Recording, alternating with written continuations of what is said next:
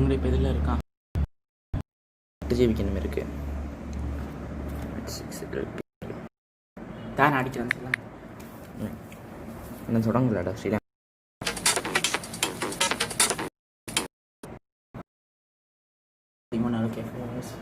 170K views.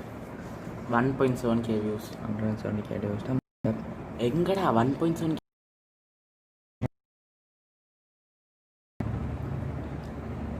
தொடங்கலோட ஒரு மச்சம். Control B. Live போயிட்டு இருக்குடா. எங்கடா இப்போ தொடங்கிங்க மேட்ச் 16. பாட்டு போக்கு மேட்ச் 6 ஒன்று கிடைக்கணுமே. ஒரு ஆள் பார்க்குது வேறு.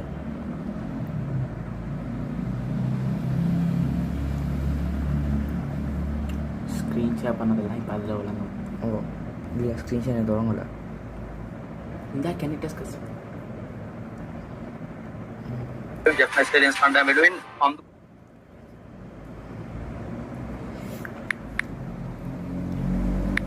the Sri Lanka cricket.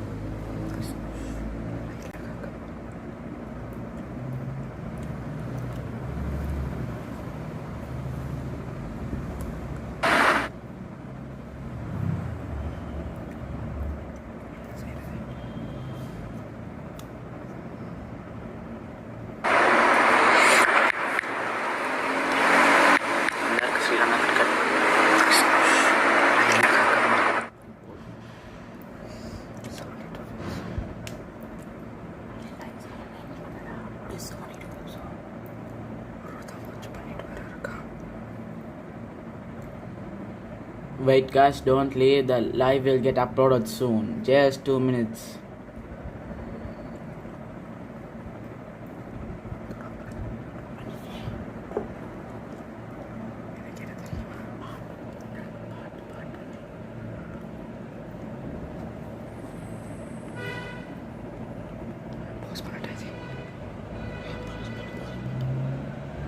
Finish பண்ண டைம் என்ன?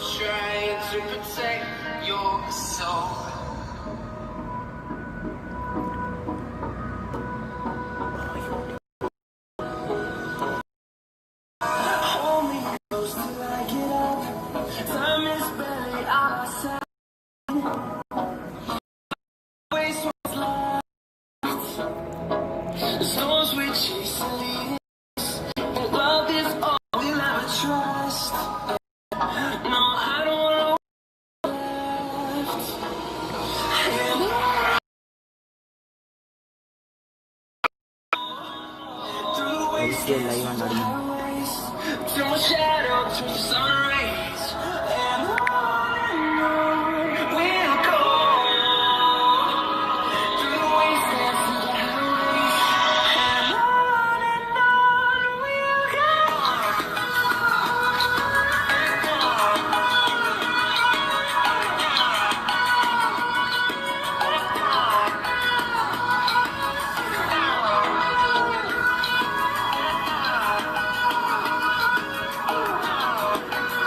The toss, if we are, but we can't control the toss, so I'm happy to bet.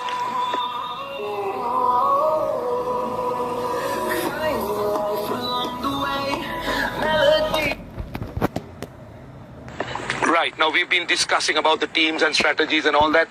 What is new today for you? We discussed, we did some of the silly mistakes, some mistakes, but as a team we discussed, and we are looking forward to do our best shot in this game. You remember the team? Yeah, of course. Two changes. Brendan Taylor and the Moon of Patel's back, and Anjula Pereira and Primal Pereira out of the team. How about you? We just changed the plan. I think we'll be going with the 2 fast bowlers and 3 genuine spinners. So you said you're bowling. Heavy bowling, yeah. Right. The news from the centre is Galle Gladiators. They won the toss and they're going to bowl. Good luck, boy. Okay, Rashan, thanks very much for that. Mickey, in that there has been a little bit of ground. So you want to bowl in the better conditions. The better conditions are obviously to bowl earlier in the game. I guess the other thing also, and let's hope this doesn't come into play, but we had some rain the other night as well, and there is no rain forecast tonight, so we should be fine. But again, if it does happen to rain, you're on the better side of things if you happen to be batting last also. Yeah, exactly right, because then you can control the Duckworth Lewis, and you kind of know what you've got to do. So your equations become just a little bit easier. Right, I talk about the Gladiators. I mean, if you were a coach of them, what would your instructions be now? I mean, how do you want to see them go about things? Well, my coach, my advice would be just to be nailing their own game plans. We've seen them be a little possible.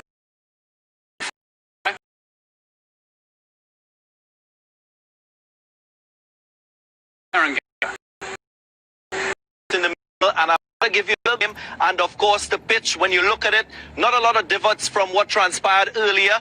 Still a very good batting surface. Both teams in that first match were able to score in excess of 150, and it's still very good for batting. So I'd like to focus a little bit on the bowling. What we've seen from this pitch, it's the first time it's being used, is that there is a little bit of covering of grass, but it's very dry. Even the conditions here, the surface is quite dry. So if you're a fast bowler, you want to be mixing up your pace with cutters, ringers, very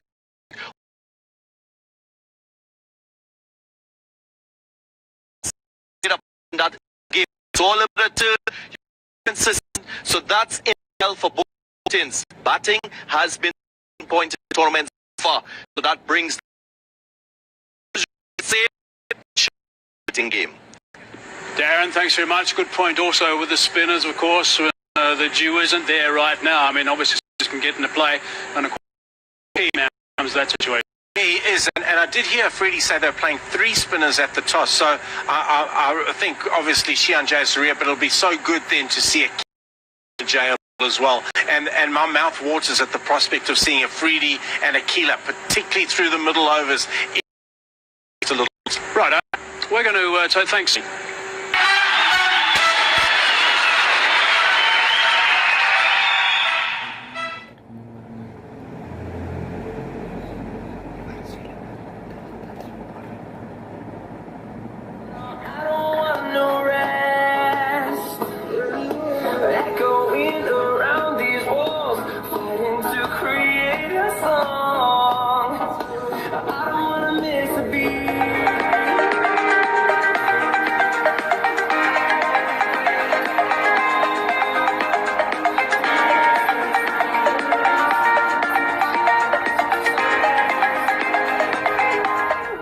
Lanka Premier League 2020. Official webcasting partner, Content Eye Asia.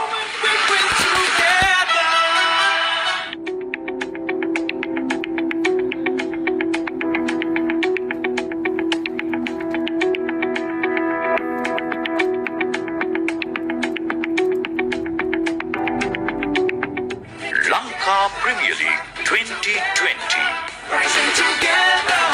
Official webcasting partner, Content Eye Asia.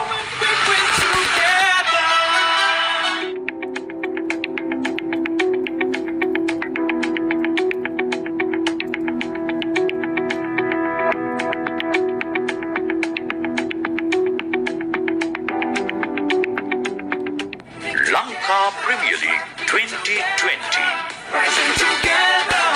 Official webcasting partner, Content Eye Asia.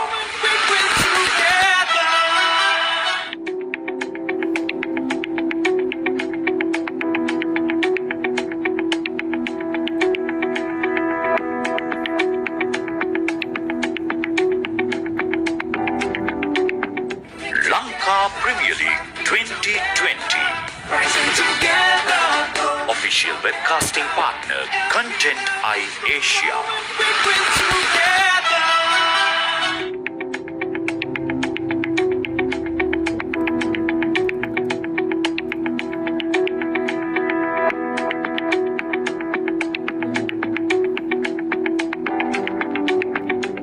Webcasting partner, Content Eye Asia.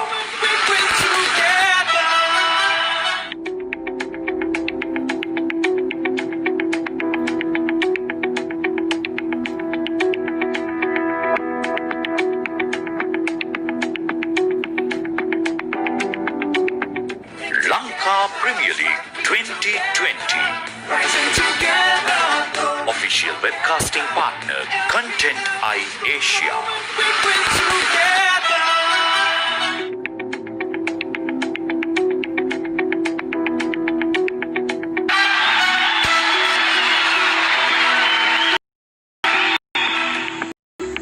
Okay, welcome back. Now, just a reminder that the Gladiators have won the toss and they've elected to bowl first in these situations.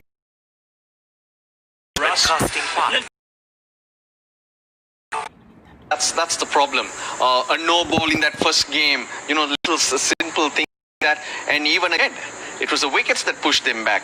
So you got to be a little smarter in those situations. And there's a situation also where when guys get in, I mean, we saw it with Pereira in the first game today. When guys get in, they've got to really kick in and make a difference. Gabaz played really well for his 53 in the other day when he played, but then got out soon after. Yeah, the secret is, as we all say it in any form, test matches, one days, T20s, you must leave the job to the others. And that's what it's about. Yourself first, then. Just run through the lineups for you. There's look at the Tuskers, Russ. They're strong at the top. They will be stronger with Brendan Taylor coming in, the Zimbabwean just available for this game. He's got a lot of experience and he's innovative. Kusal Mendes, so that top four looks really solid at the moment. Asela Gunaratna coming to Mendes, and then at the bottom, the bowling. That needs to come good. They got Dilruwan Pereira and Sikuya Prasanna, who are very experienced spinners who have played a lot of cricket for Sri Lanka too. Nuwan Pradeep, Naveenul Haq and Patel to make their 11. So there are quite a good few options. Shouldn't affect them at all because it was just a bash, and go back to playing their role. They look good too. And come and Gunnar and Akil Dhananjay to bowl. Sashan Jayasuriya is an option, but Mohammad Amir still settling into this tournament. I think he needs to pick up early wickets to make life easier for Mohammad Shiraz and Lakshan Sandakan, who complement each other in the bowling department. Yeah, and obviously Shahid Afridi, I mean, he, as a captain, the captain's obviously dominated the first game. As a captain, he's got to really get stuck in and make sure he does a job in this one. Certainly does, because the big players have to stand up when the team's down. Yep. Now they've lost two, and they have to win this to stay in the hunt, to get the confidence back in and start rolling. So this is when the bigger players need to put their hands up. Okay, right, time for us to catch up with one of the players. We've got Danushka Gunatelika, who is with us and going to share some insight into the game just ahead. Danushka, 2 matches, no wins yet. And your captain tried. Yeah, it was, but we had some good positive. So we need to take those positive and 6 match left. So we are looking forward to those 6 match, and I'm sure we have a great side. So just need to execute in the more games in the future. For you to perform and score runs. Yeah, as an opening batsman, I just keep the things simple. So as an opener, actually, my team and everyone expect me to go there and have a good start and stuff. So for 6 overs is very important as an opening batsman. So I'll try to get as much as runs to the board in the first 6 overs.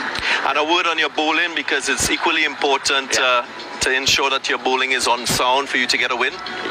My bowling, yeah. The team's bowling. The team's bowling, yeah, for sure.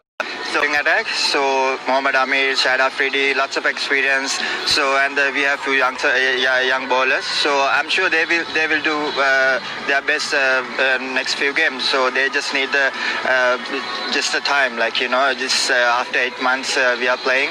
So I think they just need a few more games, and they will do for sure. Wishing you all the best today. Yeah, thank you. Okay, terrific. Nice to hear from him. Right, I want to touch on something you were saying in the commentary box, and maybe you just touched on it very briefly. You give me the impression that you think teams can overcomplicate things in T20 cricket. I think so.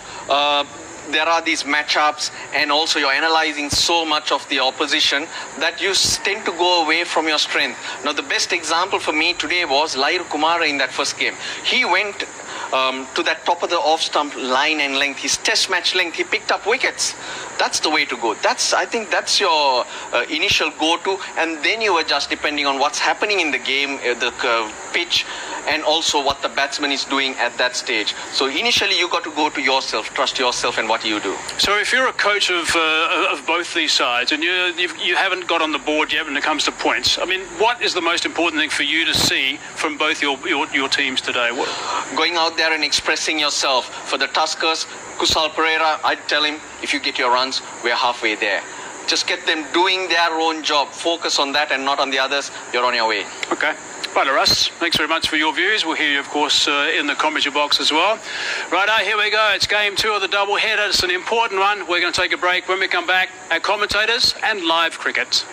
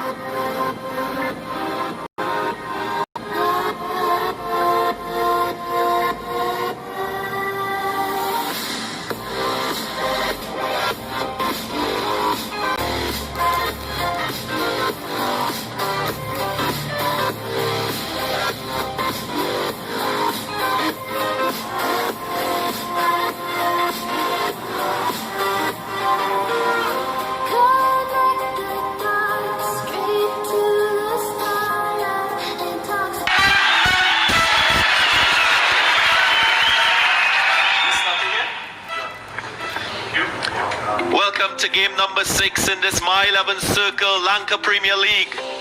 It's the Kandy Tuskers up against the Galle Gladiators. Both teams desperately searching for points. Galle Gladiators won the toss earlier and chose to bowl.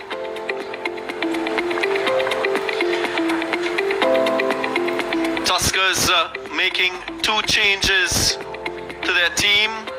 Brendan Taylor, the international player from Zimbabwe, coming into the side, and Munaf Patel in the and their batting. Galle Gladiators as well.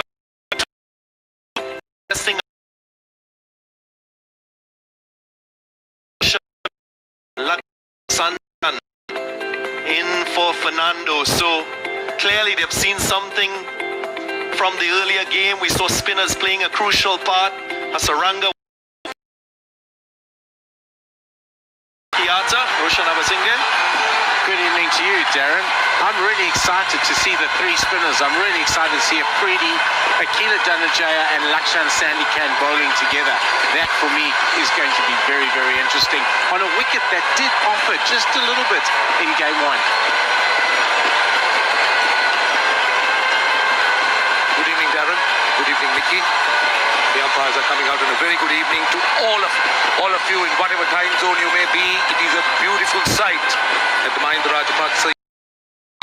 The other thing, just with that toss on having those three spinners, it was important they wanted to bowl in the better conditions before the actual juice settles, so those spinners can actually get a really good grip on the ball and get those good revs on it.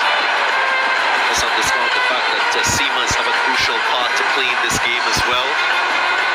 Found that there was a little bit of extra bounce if you're able to bowl cutters on the surface, take pace off the ball. Those sort of variations, in my estimation, will be crucial, not only for wicket taking, but to restrict run scoring. But both teams will be looking towards getting 2 points. They've played 2 matches, and the Tuskers feel a little bit for them because they played to that super over in the first match, lost to the Colombo Kings, and then there was a truncated game where they narrowly missed out on a win, losing by 4 runs by the Dr. Lewis Stern method. So they played good cricket. They've got nothing to show for it. That's Darren, and you can't force questioning your own ability. It becomes tough. Sal Pereira is very crucial in this Kandy Tuskers batting lineup at the top of the innings. Had that big half century in the first match, which paved the way for 219 in that first innings of the first match. It was out quite early in the second one, but it's a collective effort required, and all departments of the game must fire today. Manolo Gurbaz usually attacking at the top of the innings. They would expect a very good start from these two. Very excited. Akila Dhananjaya to bowl the first ball. They clearly thought pace off the ball to Gurbaz and to Kusal Janat Pereira is the way to go. Yeah, and Akila Dhananjaya has a huge opportunity as he comes back with all the remodeling and all that. He need to get confidence. Try and see how this new action is and whether he could come up with the same kind of challenges a batsman would face. Because he certainly seemed to have remodeled his action a lot. It's not subtle. I'm quite keen to see his average pace, his ability to turn the ball. To me is crucial. As you know, the slower you bowl, the more you're able as a spinner to extract turn. Mickey, I need to ask you something, as Akila goes. Now, one thing the former Akila Dhananjaya had was that with that action, he could bowl the off break, he could bowl the googly with very little change. I remember he got 6+ wickets against India. Guys like Kohli and some top names are completely baffled. They just couldn't read it. But now, just talk us through this action and how he's going to bring in that googly into his game plan. First of all, he's done a hell of a lot of work with Sajira Gurukul, who's worked exceptionally hard with him. It's almost virtually impossible to bowl the googly with a bent arm. He can do that.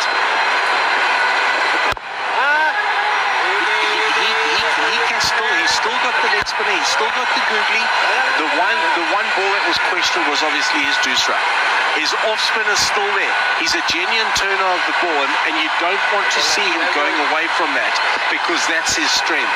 I think his action's perfect now. Nicely worked through the onside. I also believe when a bowler bursts onto the scene and someone as unorthodox like an Akila Dhananjaya, he will have immediate success because of the newness, the novelty in his action. But over time, with the amount of information being passed across teams work you out. And that to me is a huge challenge for spinners. Sunil Narayan, a prime example, was quite effective as an off spinner, a mystery bowler, and then he lost that potency, that ability to take wickets. So it's a constant work in progress for spinners globally, especially in T20 cricket. See, the last ball was the googly, and the point he delivered was with a high action. That's another one. His off break is a little bit square as he bowls. So my point to Vicky was, in the past, both deliveries will be bowled from a similar position. But you bowl the googly from a higher arm action anyway, and that's why it's impossible to bend that elbow on the googly. His off spinner, irrespective of where it bowls it from, if he's turning it, the batsman's still got to play it. Even if he knows it's an off spinner, you've still got to read it, you've still got to play it off the wicket. Clearly, Galle have identified pace off the ball to these two batsmen. Too shy off the field in that covered region. Pace off the ball, proving to be effective. Well, we've gone through it or not.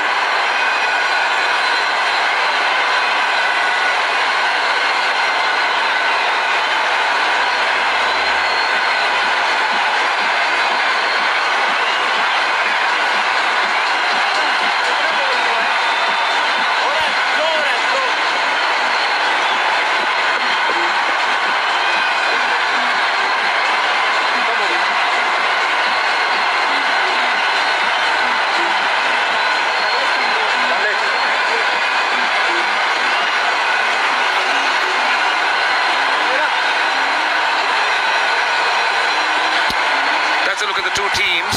Has been done. He is a very good bowler. Was demolished by Andre Russell in the previous match.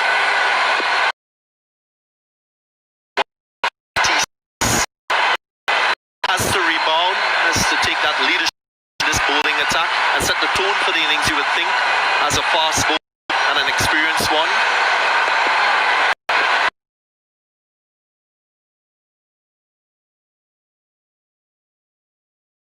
A hint of swing.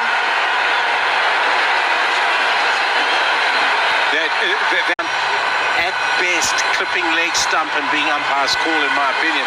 The good thing, though, there was a little bit of swing. There was a little bit of swing on that, which is good for no ultra edge. Ultra edge, nothing. There's no heartbeat. Into the pads. Is it clipping? Is it going down, or is it hitting solid? Remember, it's been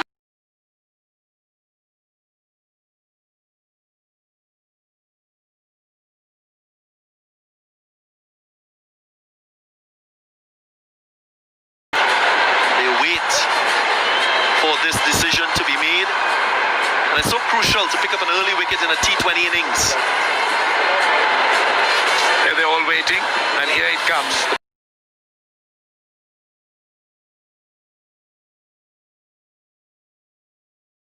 Stump, marginal, but still outside the leg stump, so we don't go anywhere beyond that. No, we don't. A very good point, Darren, in terms of his head to the leg side. And with the swing, it is exaggerated.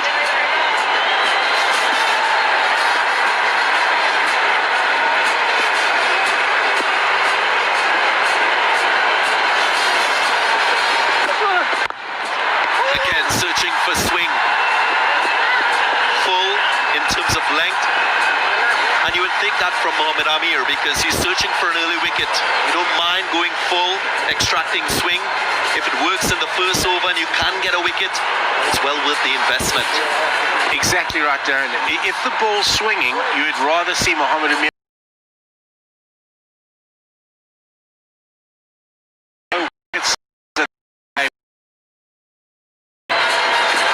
Better yet, if the right-hander is on strike.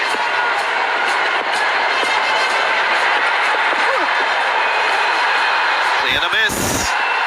Pressure building. This format of the game, it's so crucial for players to hold their nerve, to be able to think clearly in high pressure situation.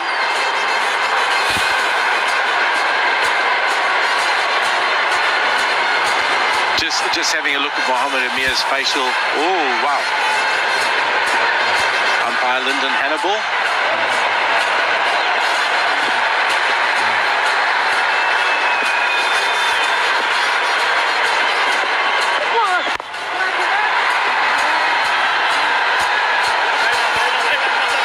Full again, allowing the ball to swing. half stop there in cover. But this is when Mohamed Amir is at his best. Just looking at his facial expression, having spent a bit of time working with Mohamed Amir, he looks on tonight. He looks focused. And when he does that, dangerous. The pitch report came up earlier game, so is very much aware where he went wrong and looking for an improved performance. Doesn't time it that well, but he will still get 4. My 11th chance shot. Looking to take some pace off the ball. That's what he tried to do.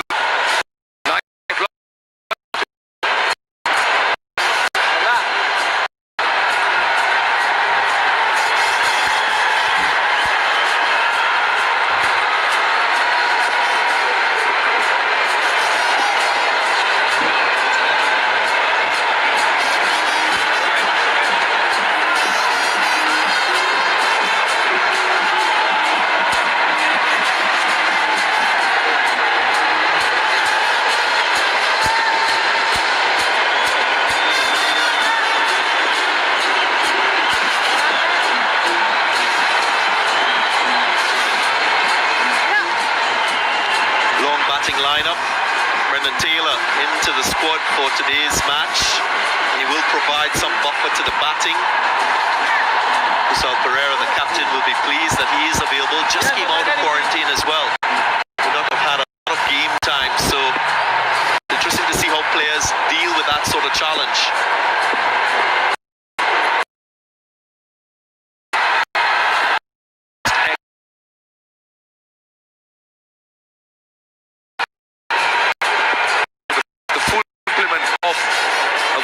Foreign players. So this is another look.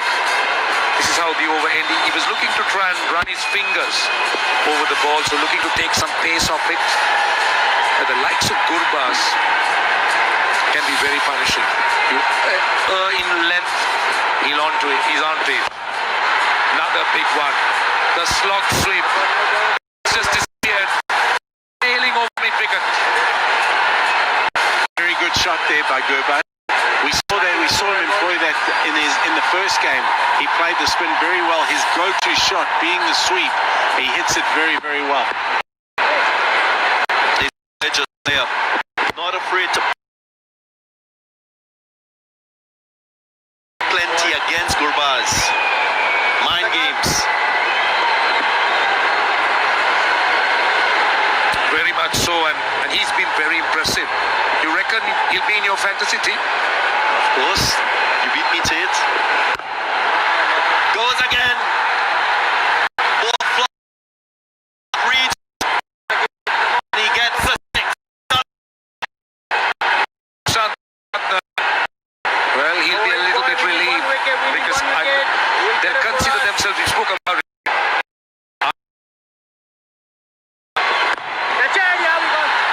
Should be taken.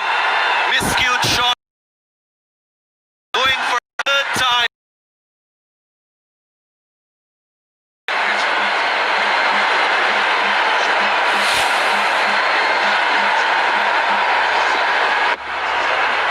That's the off break.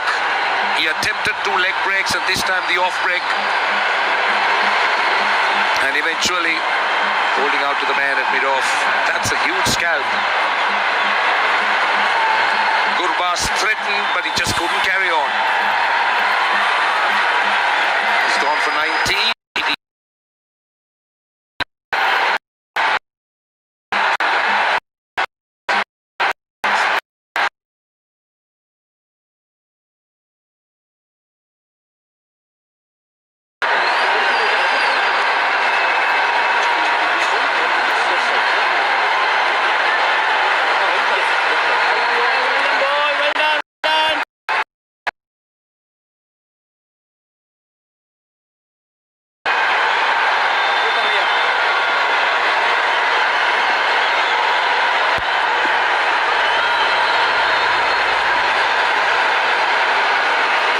Handy batsman, good solid strike rate for a number 3 player.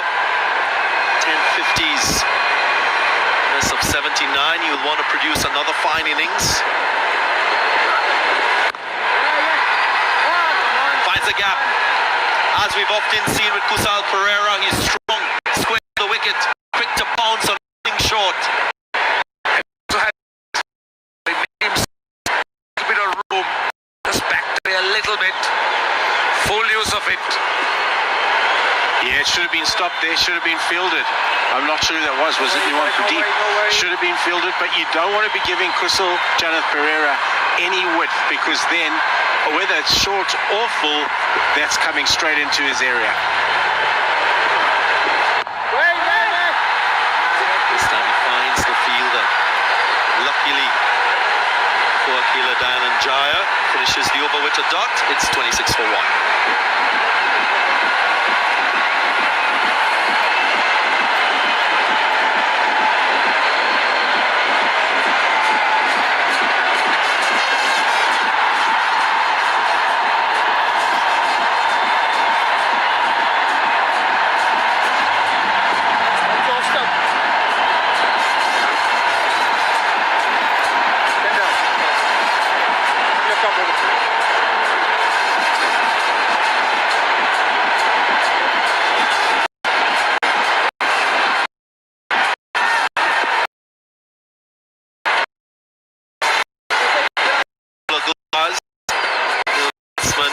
Out, did a cameo, 19 from 10 deliveries, and you should have had him in your My 11 Circle fantasy team. Remember, go to the website, pick team, both Gurbaz, they've been quite good with the bat tournament.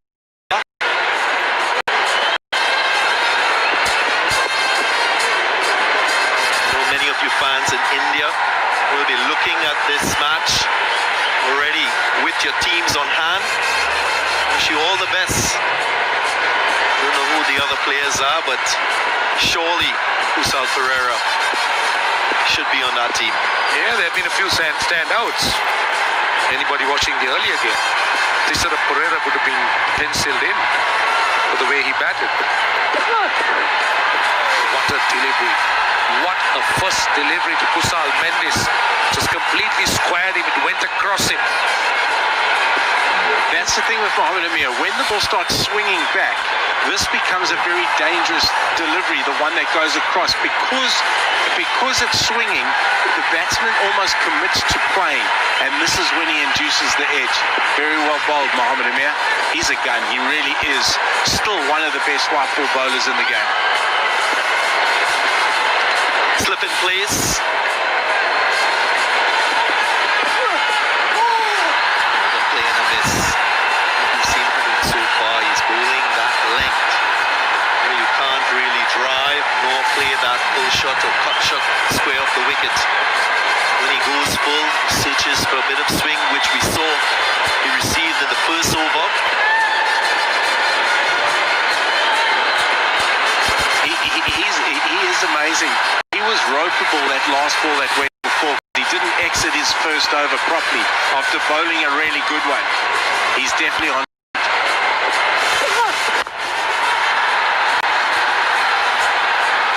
It's been a real examination by Mohamed Amir. Not just Kusal Mendes, but generally he's been, as Mickey said, on the money.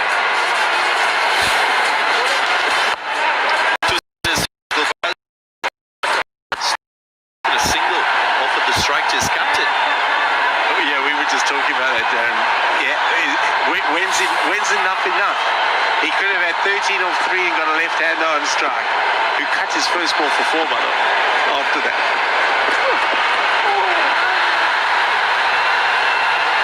And we know that fast bowlers will improve as the tournament progresses. I think the other thing we've seen from previous matches is a misalignment with captains and bowlers, both not being on the same plane in terms of strategy. That's so crucial in T20 cricket, to have the right feels for the length that you're going to bowl as a fast bowler. So far, so good. Shahid Afridi back in Mohamed Amir, having that slip in place, prompting to him bowl in that corridor of uncertainty. The Galle Gladiators have clearly gone away and done their homework here. They look far better prepared, And you know, they came in, they didn't know the grounds, they didn't know the tournament really, didn't know the players. They've done their homework here. I like the combination with the 3 quicks and the 3 spinners.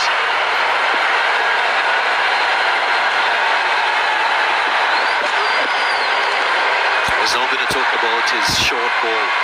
He's got an aggressive short delivery. As a batsman, if you're batting in the top 3, top 4, you're mindful of that.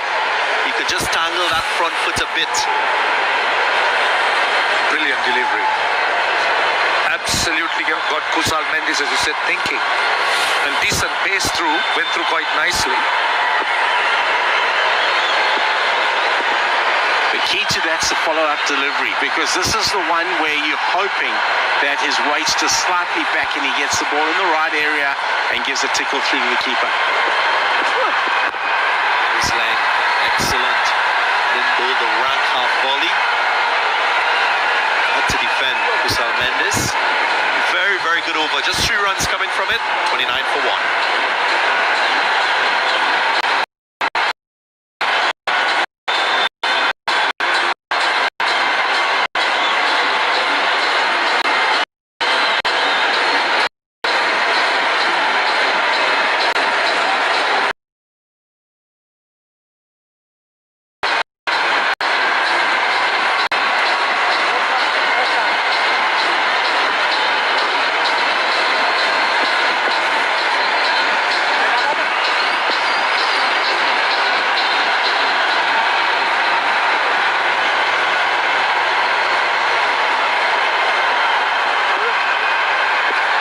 29 for 1. Amir only conceded 8 runs in his 2 overs so far. The other thing I'd like to see in this match is an improved performance in the outfield. Fielding-wise, catching-wise, I think that's an area of the game that all teams need to improve in. Without a doubt, Darren. That's been one of the disappointments. But I guess, you know, it's out of quarantine. Players haven't played for a long time. I'm suspecting they get better and better and better as the competition goes. This also interests me. They've given Akila 3 in the power play. That's a big ask.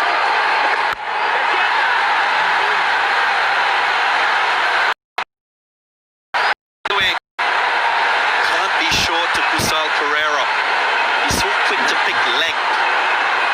Doesn't really sit on his back foot, but that's what makes him so good a player. That's why I say it's such a hard ask for a spinner to go 3 in the power play. It really is. It also depends on how they want to use Akila Dhananjay, whether he's an attacking option or just making sure that he bowls differently. With his form action, he used to be the attacking option that Sri Lanka had, who would come in the middle and get wickets. Yeah, the only thing with that I'd say is they've got Lakshan Sandakan and Shahid Afridi who would through the middle. I'm really looking forward to seeing Lakshan Sandakan bowl because Use of the feet, miscued. Very, very lucky and fortunate. Went into the gap. Kusal Mendes will take it nonetheless.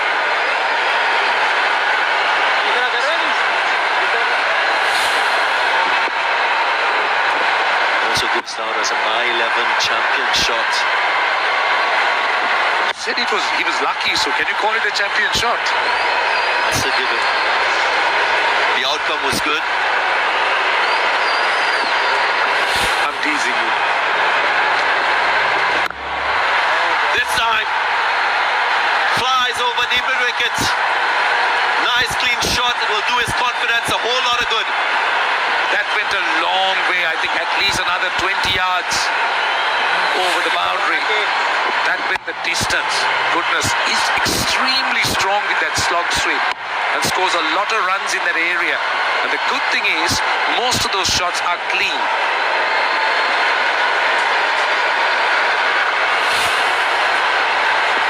Runs from the over, 1 delivery left. Maybe please, just a single conceded, but an expensive over. 5 overs gone, 46 for 1.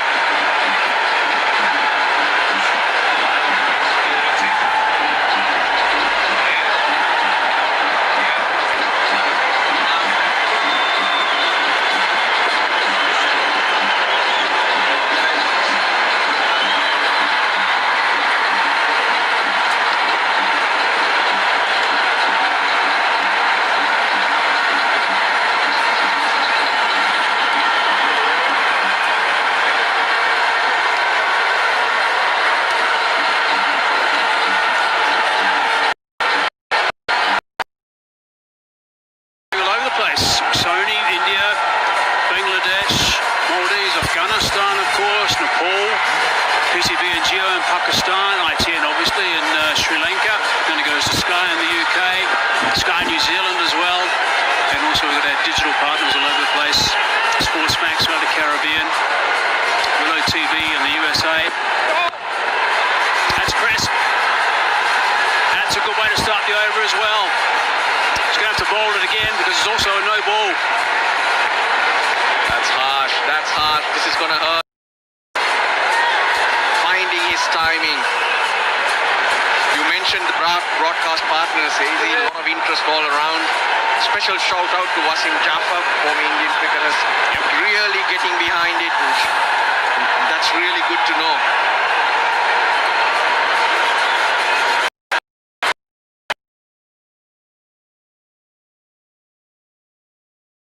He's chased that and it might be a wide.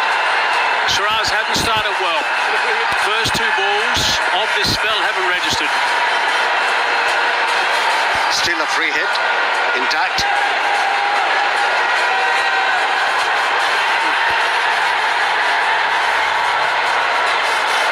You got to give it to Kandy Tuskers without making too much noise. They've gone about the job professionally. Now that's short and wide, and it's been hammered. Pumped it way over extra lines. Short, it's still sitting up. He's got his work cut out now to get this over back. 4 balls left in the over, already has travelled for 18 runs. Both these batsmen, they're short in height. The players who are short in height, they are very efficient off the back foot. And these are the little things these bowlers they have to recognize to be able to bowl better. And if you start with a no ball and a wide, your mind goes elsewhere. Yeah, it augments, doesn't it? The pressure ramps up. The bowlers say in this sort of situation, you've got to get to the back of your mark, exactly like Shiraz is doing at the moment, and just actually stop. Oh, he's not ready yet, obviously.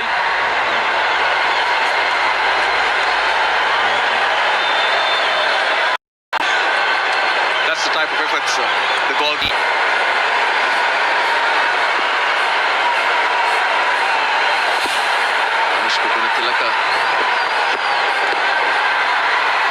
That'll bruise. Inside of the thigh.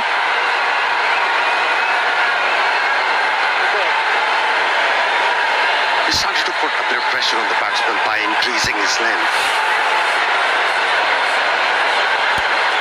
Just back of the length. A bit of shape away from the left-handed batsman. Pereira winded. Needs a breather, getting his thoughts and his breath. One ball away from completing the power play, by the way, which is pretty much bang on the average power play total. Yeah, each time they bat first, the Kandy Tuskers away 6-9. The Colombo Kings and now they're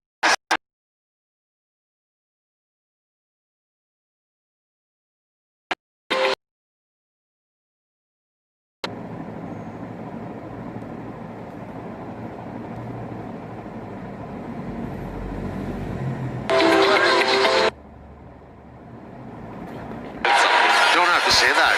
This was both look straight at you. It really is quite extraordinary. The Kandy Tuskers, their situation could have been so different. And then lose the second one, the Tuskers by 4 runs. Of course, they had some performers, and if you had some of the Tuskers in your team and downloaded the app from my11circle.com, would have had some fun playing with champions in the side. Discussing with your mates on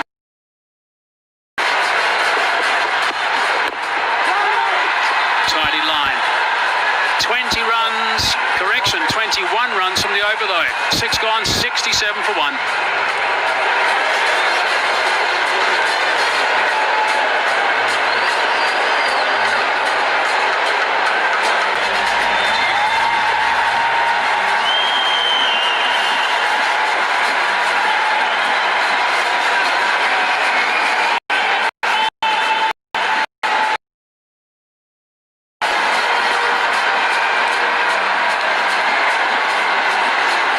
possession. The power play, 6 overs up.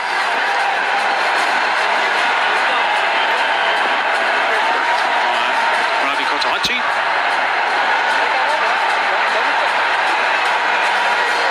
So they've got themselves off to a pretty good start, actually, the Kandy Tuskers. Just a reminder that the Galle Gladiators won the toss and they elected to bowl first.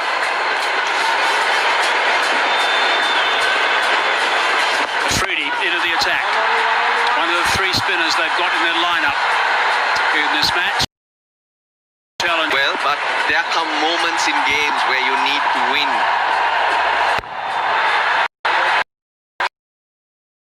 Themselves down at that stage. On many occasions, if I go to the rain-affected.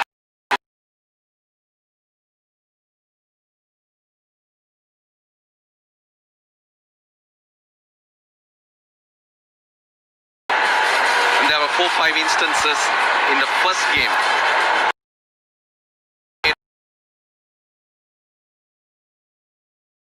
Obviously. Yeah, there was a no ball where only 3 fielders in the circle, drop catches. 2 drop catches. Good at varying his speed. Shahid Afridi, that's his strength. Bowls wicket to wicket. Doesn't totally rely on a lot of spin. The lengths as well of the short single. He was quite grumpy the other night when he was bowling. He wanted to impress. Then you think Lyndon Hannibals has gone upstairs to Prageet Rambukwal, the third umpire.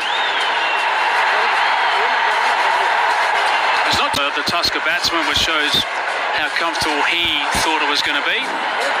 And then Brendan Taylor gets a run today. He's due to come in next. New ball. Well, Roshan Abhisingh, he loves a chat. People must ask you, how do you see the LPL happening now? How is it going? It's unbelievable what we pulled through. It's like, you know, I mean, it just, till the time we landed here, saw the first goal happening, I never believed it's actually going to happen in this situation. But it's like awesome, man. What really you invest in this to buy into the Kandy Tuskers? I mean, surprising question because it's a wow opportunity to get. Wouldn't have ever lost this chance to get involved with LPL. You're a co-owner. Yes. Who's your partner? Okay. Largest is with Mr. Sohail. Made mistake, but this whole quarantine situation is just holding him back. You know? Now you did say that you weren't sure. So obviously you had enough time to do all the preparations. Yes. But you want to. But are you planning it big the next time? And immediately, get going with the post-mortem of the first season and get on to the planning for the next. Mr. Moni, thank you first for investing in Kandy Tuskers and thanks for your. It's been a pleasure.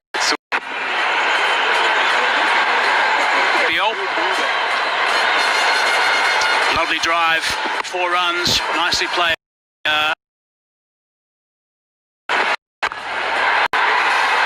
This time he just rocks on the back foot. There's a sweeper in play. They started to cut loose. Kusal seems like he's got his bearing. Started to trust the pitch. Help to play his strokes now. The worries for Galle Gladiators.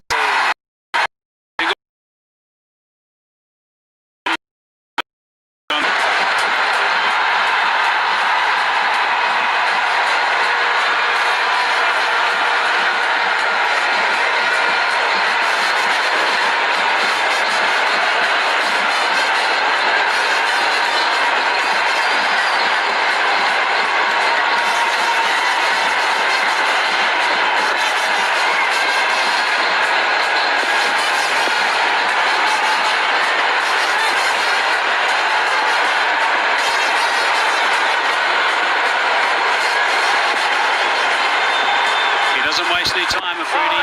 Nice to get through those overs nice and quickly. Nice to apply some extra pressure and try and spin through overs in the middle if he can with Double wicket here. Because this partnership is looking very threatening. 200s once again on the cards. extra balls. 180, 190 is par. The dew coming in, that's been the trend, and bowlers struggle later. Way and focus on damage control.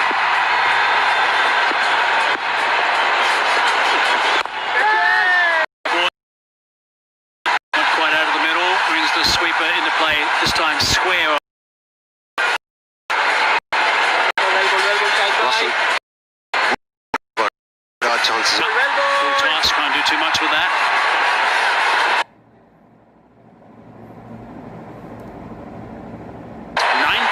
K's per hour, that delivery from Afridi. Sometimes the way to play Afridi is to treat him like a seam bowler. He's quick. Current run rate 203. Did try and string a couple of tight overs together, the Galle Gladiators.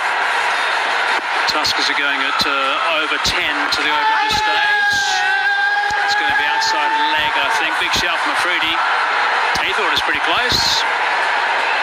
They burnt their review. So we can't go upstairs, but I'm with you, Hazy. For a change, we agree. Yeah, have a look. Shahid Afridi was caught short, but I think the ball pitched on the leg stump. It was a good lead. Hit him in front, back leg. Did he take the front leg?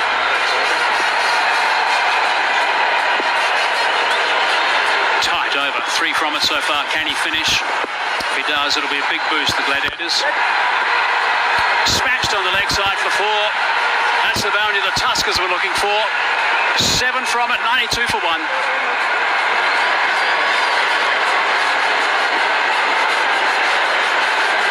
Spoiled the over, but an opportunity to talk about it. Take a breather, get your strategies right. It's time for the strategic timeout.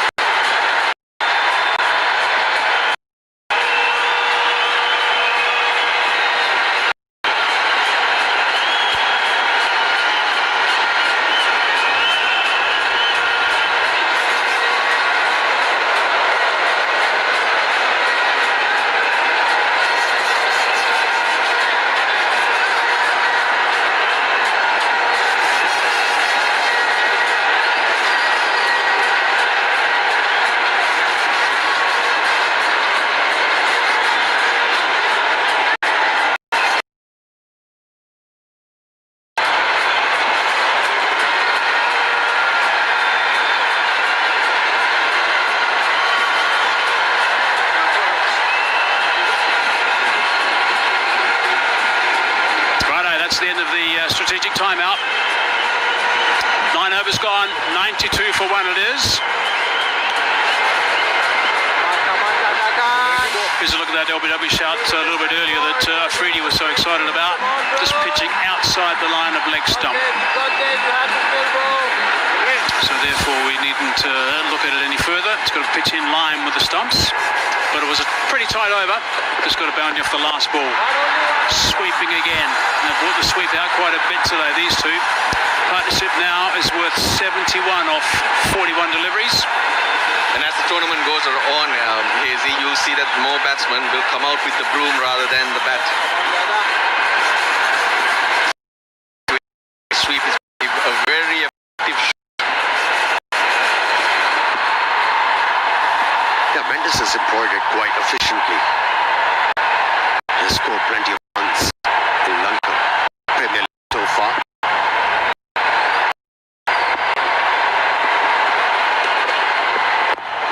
Sensing a real opportunity here for the Tuskers, for the Kandy Tuskers. They've got two guys who are experienced and two guys who certainly know that they need to kick in. Mendes on 44. He's a very, very talented cricketer, and we haven't seen the best of him. Pereira on 27 now. He needs to kick in for mine, and he's a fine player. If he gets himself a big total, that'll get them, I would suggest, very close, if not past the 200 mark. He's moving quickly with his feet. And he's coming back for the second, so that's nicely played and good running as well.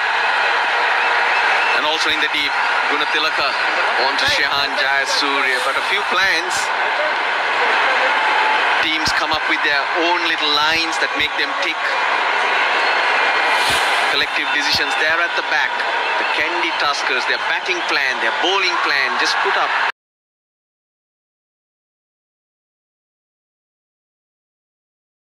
To Patan, and he's not going to be too far. City. Partnerships. Communicate clearly. That's about the target. What's happening on the pitch? Stay in the zone. Get a start, you've got to capitalise. That's a brilliant grab, wasn't it? He was running fast, and I thought he overran, but he recovered very quickly, kept the eyes on the ball, and managed to grab onto it. Looked like it swung on him. Danushka Gunatilaka. Never easy, but that's massive.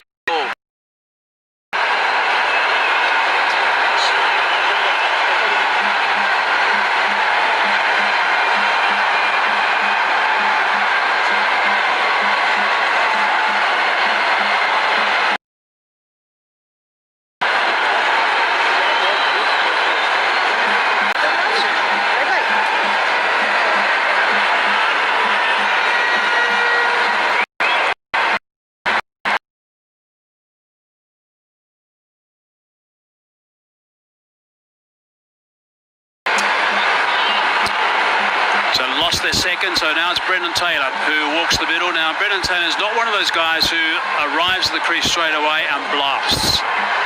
Normally bats right at the very top, and he'll take a little bit of time to get going and just work the ball around a little bit. But he's a very good player with a very good record. Just a little bit of a speed wobble, I think, at the end here.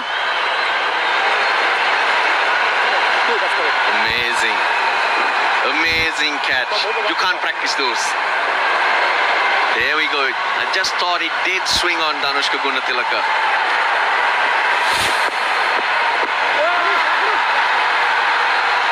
Nice and deft.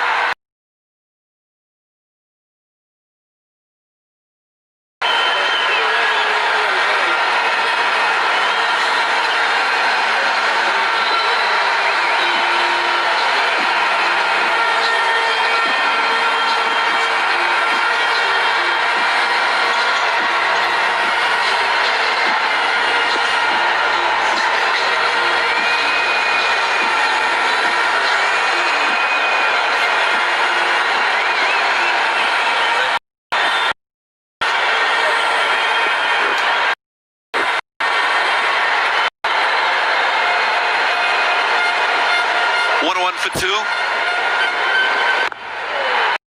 was developing, and this plays that shot really well. There's a slip in place too, but yet he goes.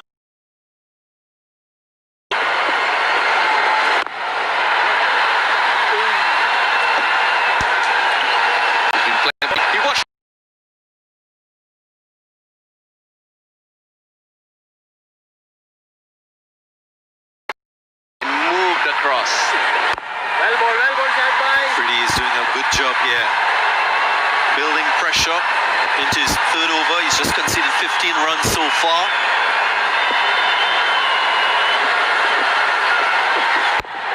He needs to pick up a wicket here.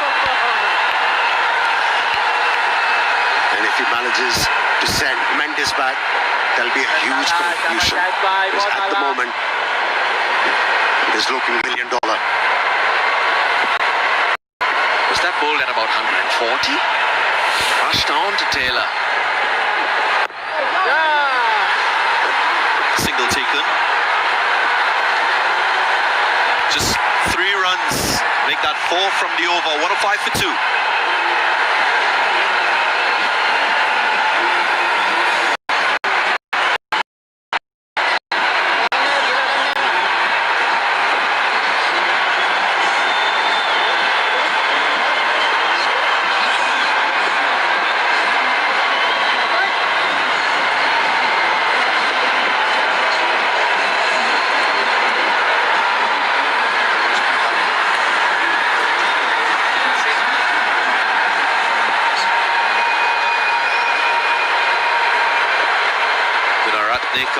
To come. And we see the reverse sweep again. Brendan Taylor very much proficient in playing that shot. Of course, sponsors very important. Any time.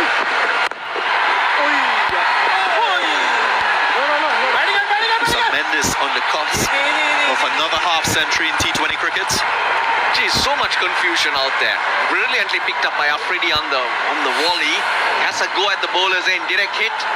Brendan Taylor is gone. No one backing up, but a fielder in the deep and no single taken. And this is on 49 off 29. Gone. This time straight to Afridi. He makes it look so simple. Back-to-back wickets. A second for Lakshans on the can. Regaining territory.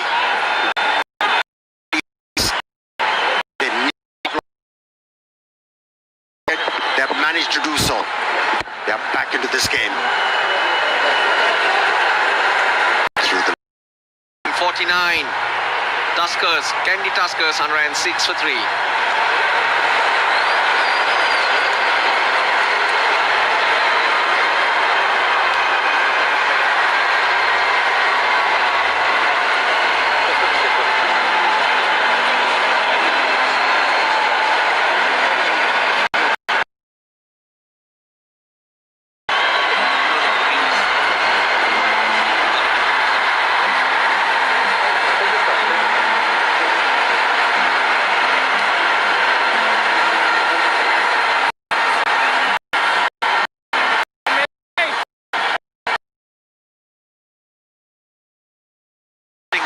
Last dismissal of Kusal Mendes and saying why throw away your innings. It was on the cusp of his 11th T20 half century.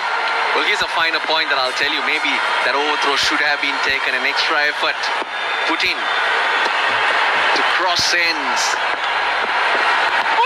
Coming to Mendes. Didn't read that at all.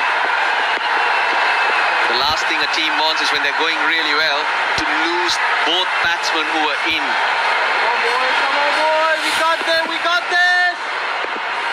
impressive smell. He's really bowled well. All 3 wickets going to spinners. We mentioned how effective they can be if they're bowled in the right areas and at the right speed. These spinners, they bowl with consistency, more so this guy. Kusal Mendes just playing across the line unnecessarily.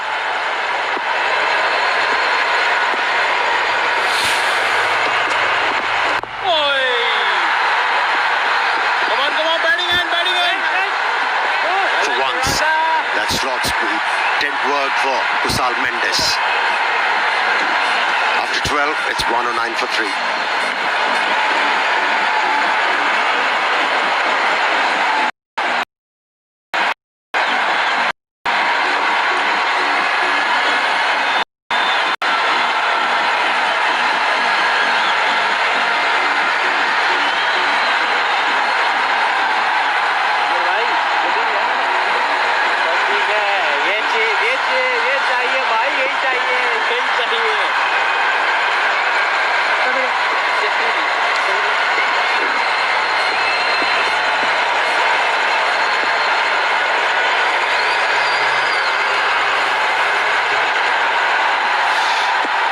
Runs from here on in will get them to 189. Kandy Tuskers. Only one. Afridi gonna bowl out. None for 16 at the moment. This is his 4th over. But he's put the strangle on. Can Brendan Taylor be a champion? And of course, we hope that you've picked your 11 champions on the My 11 to Kusal Mendes. Sweetly timed, finds the gap, and that will be a My 11 circle champion shot. He played this one with consummate ease. Brendan Taylor, an authentic cover drive. Just stayed on the leg stump, created that room for himself to hit the ball into the gap.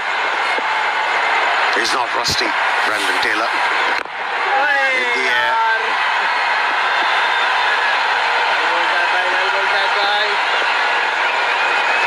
You'll have wicket coming, boy.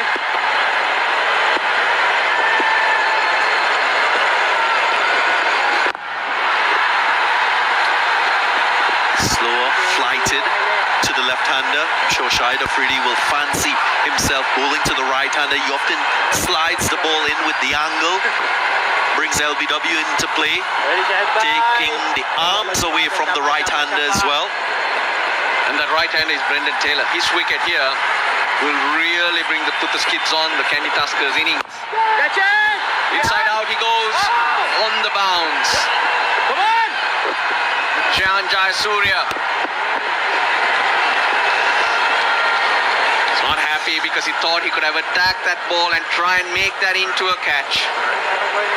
There was a chance to cut the angle.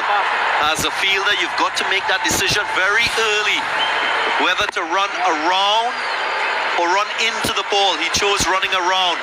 Didn't give himself a chance of taking a catch. Yeah, Shahid Afridi felt otherwise. I thought so too. I understand what Shahid Afridi was feeling at that stage. He's bowled out. 13 gone, 118 for 3.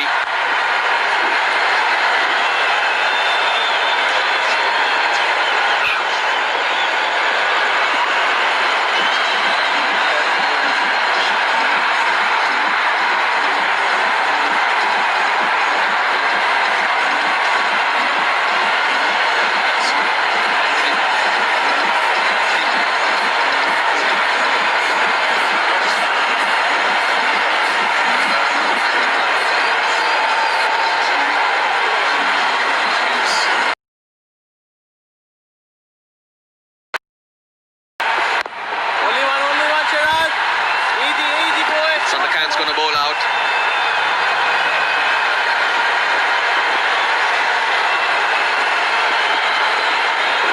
My 11 circle MVP of the tournament, Ramanolo Gurbaz at the top. He had a cameo today, should have sustained his innings. Russell Kusal Pereira, gonna results, reverse sweep.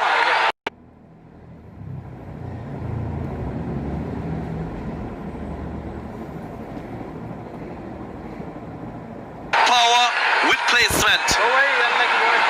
And with ease. Not a lot of fuss about that stroke, but the result was sweet.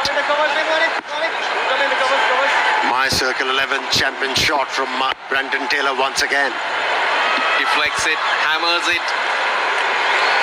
Gets into such a good balanced position from Zimbabwe, Brendan Taylor, and going back, say 20 years. Andy Flower, he used to play that really well. Plays from Zimbabwe, tend to rely on that shot and play it so well. It puts bowlers off. It's kept at a field when you're playing it this way.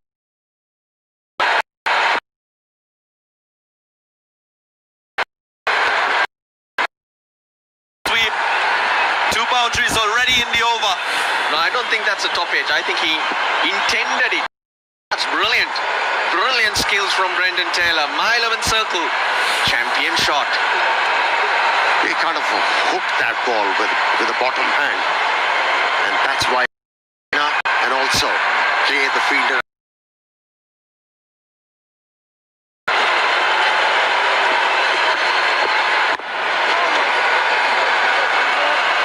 Nice change in pace. Just made Brendan Taylor check that shot. He was leaning into it. Had to wait on that delivery for a long time. Batting to come. Gunaratne, Prasanna, Pereira. They can tonk it a long way.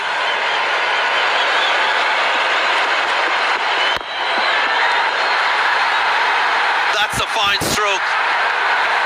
Time sweetly made.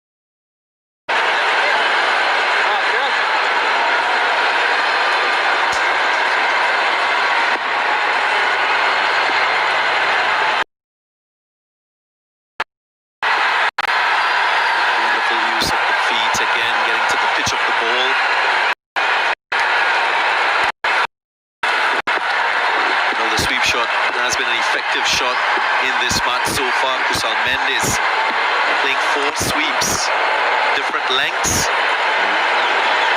losing his wicket off the last shot. That delivery a little bit wider, so a good adjustment by the bowler. Sandakan. He has spoiled his figures somewhat. The last over expensive, 41 for 2 wickets. Gets it into the gap.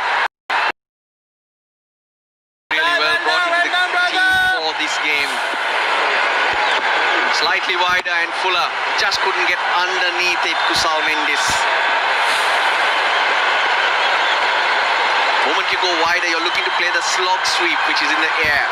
But if it was straighter, you have more control and you're looking to hit it along the ground. Or you could even hit it over extra cover. He could have gone the opposite way, yes.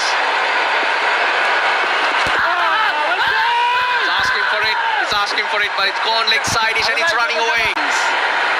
Leg buys it is.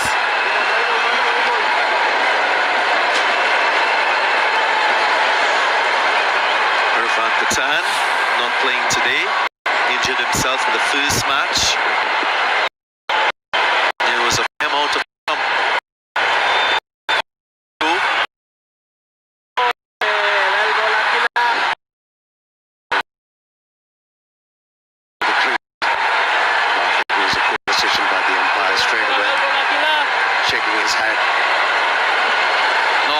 problem.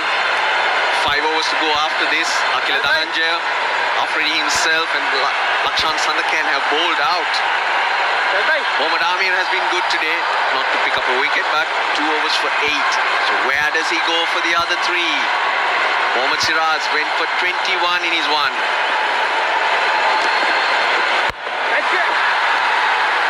Swept again, and the same result. Brendan Taylor, he's worked out exactly how to score runs in these conditions. Start sweeping. Bowlers struggle. They don't like being swept. Jeez. You need good wrists to generate pace in slow conditions. You should do it. Goes reverse. Don't think I've seen him play a cover drive as yet, Brendan Taylor. 9 runs coming from the over, 142 for 3.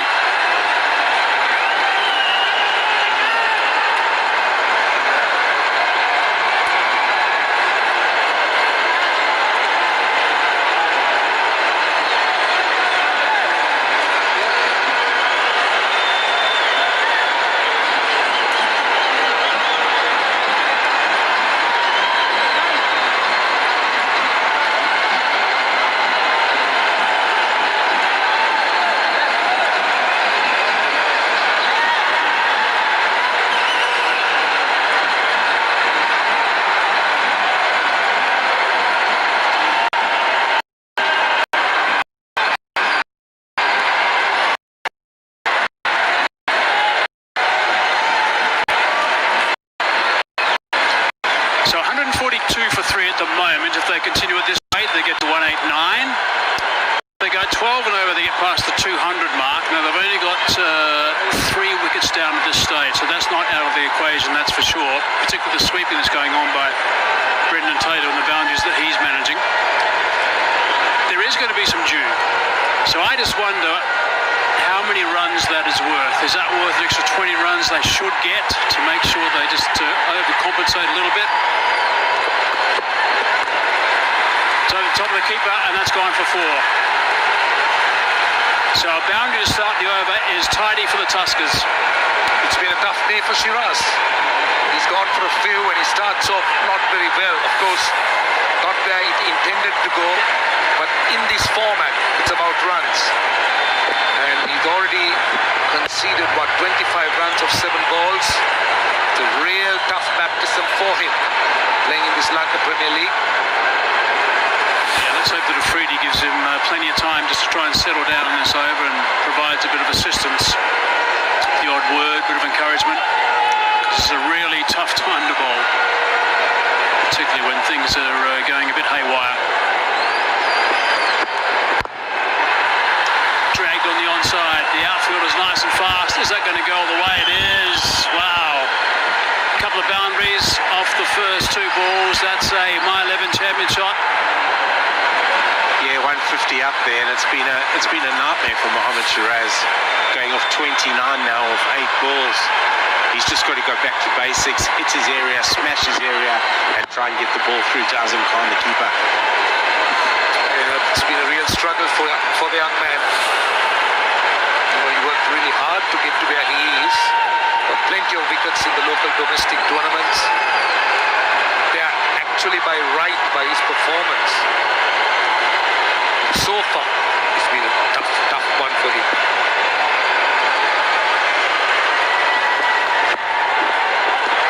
Oh, that's going to be a wide too.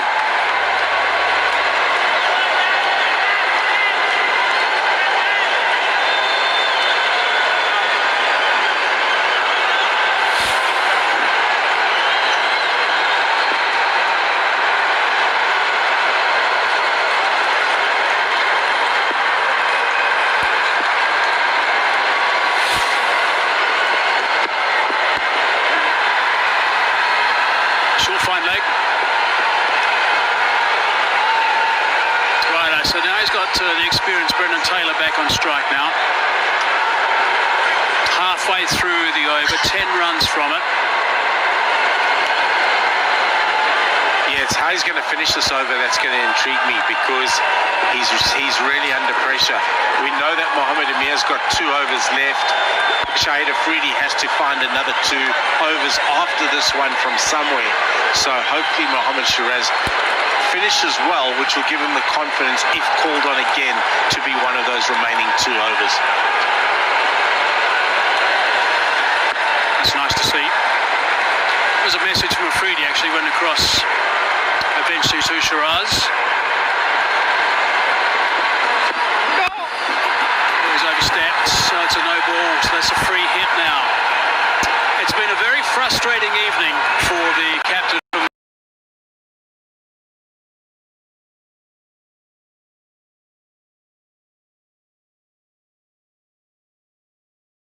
There's the frustration. He's got to stay nice and calm, Afridi, because the captain, when things aren't going right, the players look at the captain. And if the captain starts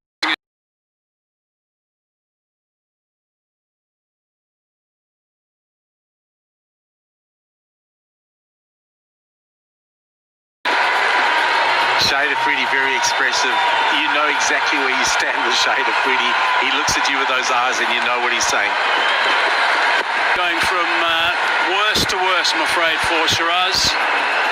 Just must be wondering how he's going to land the next delivery. I think he showed us exactly what he's thinking.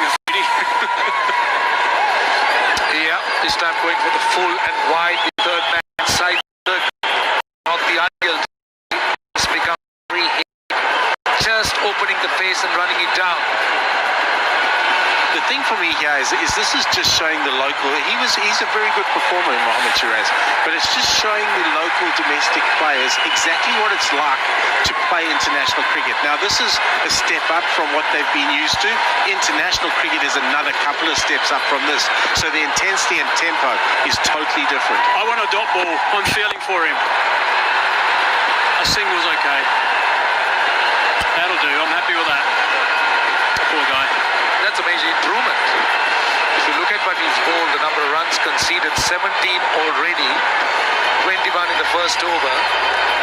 So a single, or as you said, Hazy, a dot, is a massive improvement.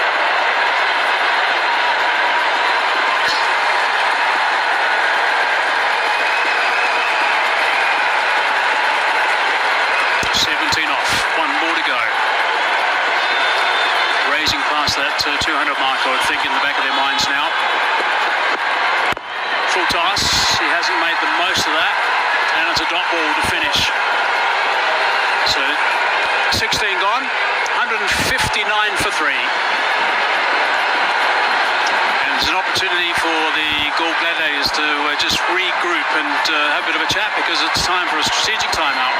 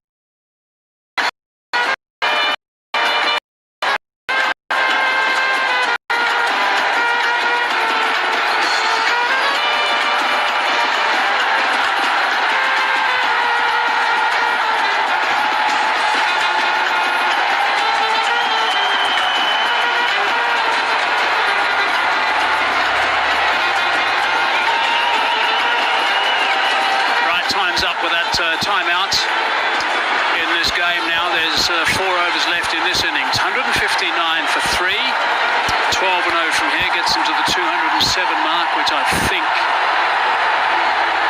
should be their chat. All it needs is one big over to get them past that as well. It's going to be very difficult, I think, though, with Mohamed Amir. He's got 2 overs. His numbers so far are really good. 2 overs, none for 8, 7 dot balls. Swung the ball early.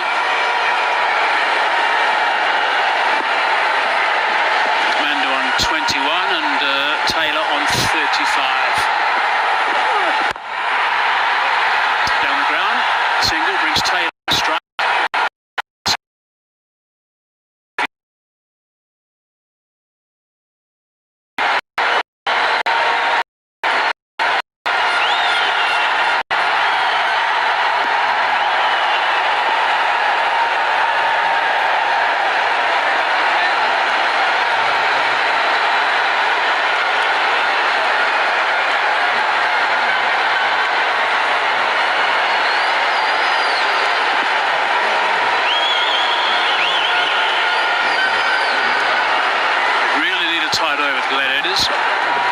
Short ball.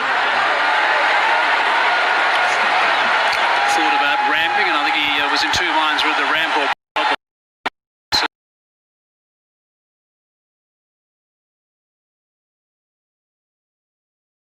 good change of length there from Mohamed Amir, using his bounce. He's used his bounce.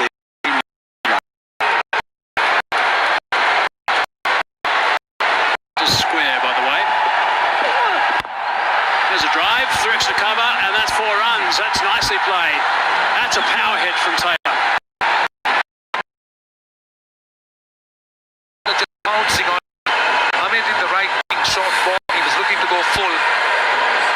But look at Taylor. In the slot, touch Fuller. Allows him to drive through extra cover.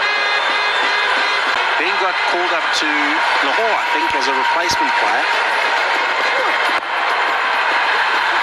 Didn't quite get it through, unfortunately. There's no truth in the rumour, by the way, that he came out to bat today at the start of this innings with a broom in his hand.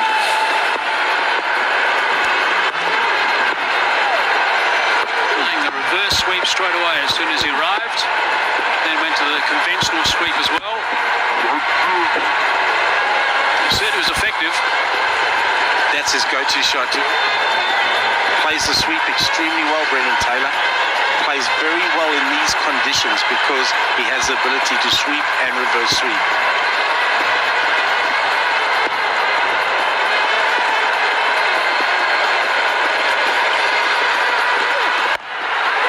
He's picked that up nicely. Under 19 for Sri Lanka. It's already have international colours. A very good all-rounder in the making.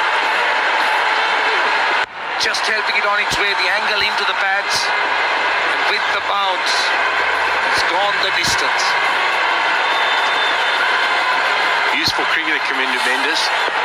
Very useful. Bats, bowls and fields. Particularly good white ball player. Last ball. And he's bowled him. Straight through him. That terrific the ball before.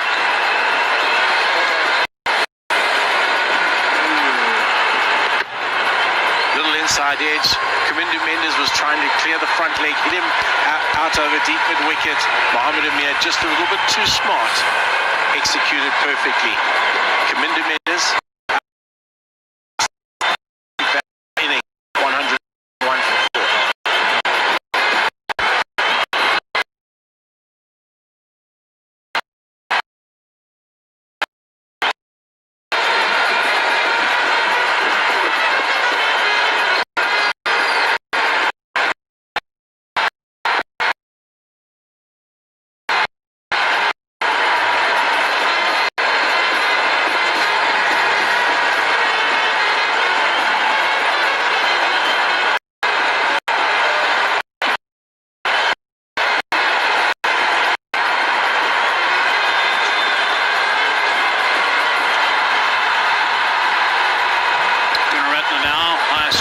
Not outs in the T20 formats. Played quite a few games, 5 matches. Strike rate is fairly healthy for someone who comes in at this stage. Only 3 overs to go. Most important thing right now is to make sure that Taylor gets as much strike as possible. He is on strike now.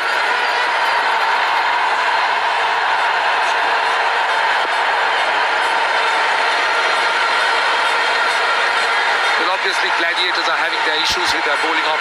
Confidence level must be pretty low. Right for him. He's bowled a no ball, he's bowled wides. But this certainly went right.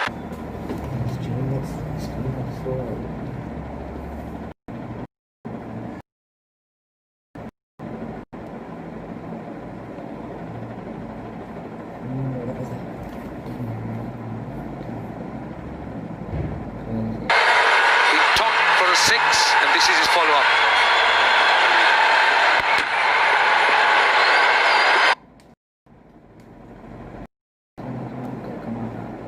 Will learn so much. It's going to fall safe, I think. Yeah, he hasn't got any luck whatsoever at Shiraz at all. And will ensure that they're propelled to the next level. So I'm hoping that he'll be able to kind of achieve that, absorb the pressure, learn, and just get better at the end of his LPL. Well, that's what the LPL does, is you wanted to bridge the gap between the local domestic cricket and the international cricket. Players here are playing under pressure. It's going to a very, very wide audience, and they need to learn how to handle that pressure and the responsibility that comes with it. Swing and a miss. Certainly in terms of returns, it's a better role. Started off with the next 3 deliveries have been good. 2 singles and a dot. What I like is the fact that he's still running in and trying to do his job. He's certainly trying to work for his captain, work for his team. He doesn't look hesitant in his run-up.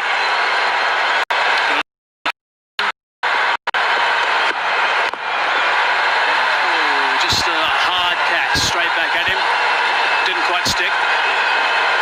I agree with you there, Hazy. He's shown a lot of character in this over, and if you look at the bowling sheet, he's going to bowl the 20th over as well, and he's going to learn. He's going to learn from this experience, and if he takes the positives out of it and it makes him a better bowler down the line, then he's all good for this experience. Can he finish strong? Just a little bit too wide. He's clearly trying to hit those or that line that's very wide of the off stump that a lot of the bowlers like to try and bowl at this time of the inning, so they could just jam up one side of the ground. But just looking at the field, Hazy, I'm not sure. Mid-off inside the circle, so with extra cover. I guess that wide, I think he's going to go small square rather than straight though. Single only. The important thing, what he's trying not to do is to drag it on the leg side. That's what he's trying not to do. Yeah, Afridi almost hedging his bets there, because if he goes wide, he's got the man at sort of a wideish third man and the guy deep extra cover. But then he had to find the guy out at deep wicket and the guy out at one. So it's a kind of hedge your bet. There, just 7 from it. That's pretty tidy stuff for over number 18. 178 for 4.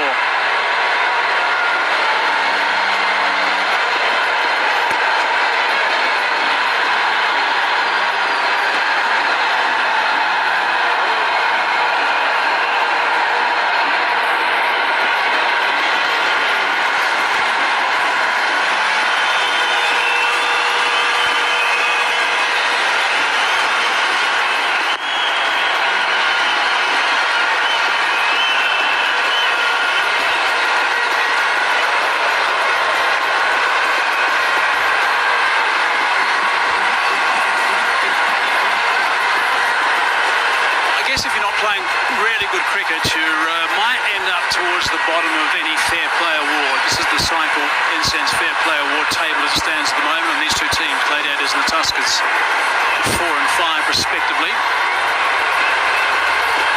Over number 19 about to start.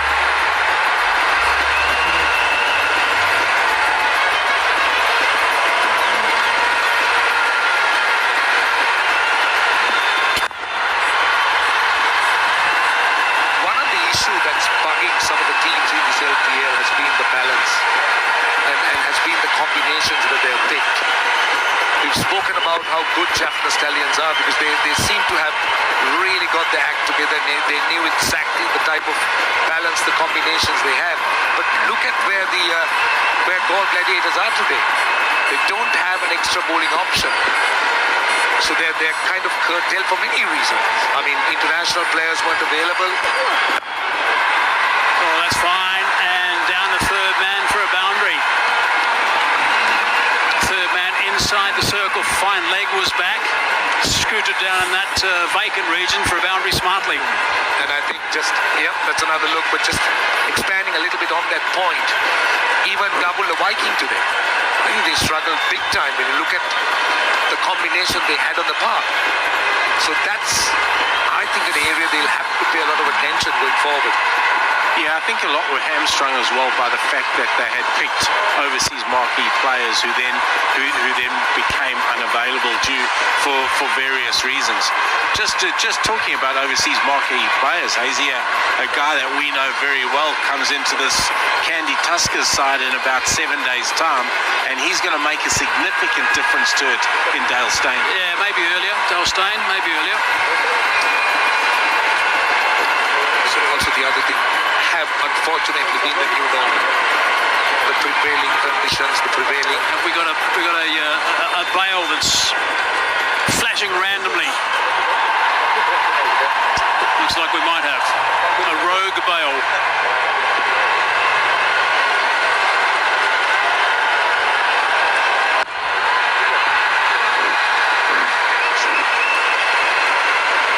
There we go, swap it over, make sure things are okay. Stumps and the bells need to be charged every night. Takes a few hours to charge them. Let's look at the wickets that have gone down so far. Frere is always a very big wicket. Try to go over the top. Good catch in the end. A little bit of a swerve on that. Mendes caught by Afridi. Sharp catch from Afridi. Mendes will be disappointed with the fact that he's out, and that was the last to go. Kaminda Mendes.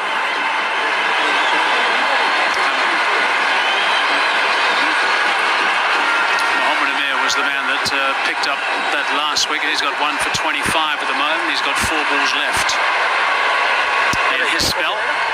This is the thing with technology, isn't it? If it was just the good old wooden bail, we wouldn't be having this break in play now. That's the colour it adds. Got to move with the game though, Mickey. Come on, move with the game. Yeah, I heard Mark Nicholson, JP Dimley talking about the modern game and how it's changed the face of cricket last night.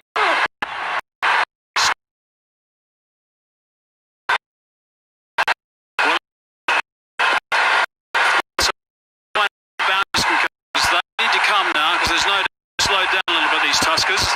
That extra cushion of 20 runs that I was talking about earlier because of the dew looks like it's not going to come into play the way they've gone about things the last couple of overs. 17 fours and 8 sixes. There's always boundaries over the top of extra cover. Third man, obviously. Oh, that's where he's looking. Third man was inside the circle. That's always a temptation. What Amir is trying to do here is to create some pressure with a good 19th over. But what will be important now for the Gladiators is to just ensure that the finish is good, the 20th over now.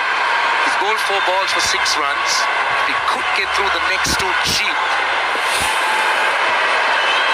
Then it's a big opportunity to try and finish off well. At one stage, I reckon they're looking around about the 210, 215 mark. Has that gone over the top for 4? Chases on, has gone for 4. It's not without the last ball. Great innovation. And that is definitely my circle champion shot. Look at this again. Just watched it all the way. Beautiful ramp. Couple of bounces. The interesting thing that with Amir, who by the way I think's bowled really, really well tonight, was he's got his third man up, so that needed to be the leg side of Brendan Taylor, so he brought his deep fine leg into play. With third man up, he was on a Hardington. Yeah, that doesn't make any sense at all, really. Down the ground, just the one, hit it too well. We're going to come back for the second. So it's going to stop at 11 runs off the over, 189 for 4.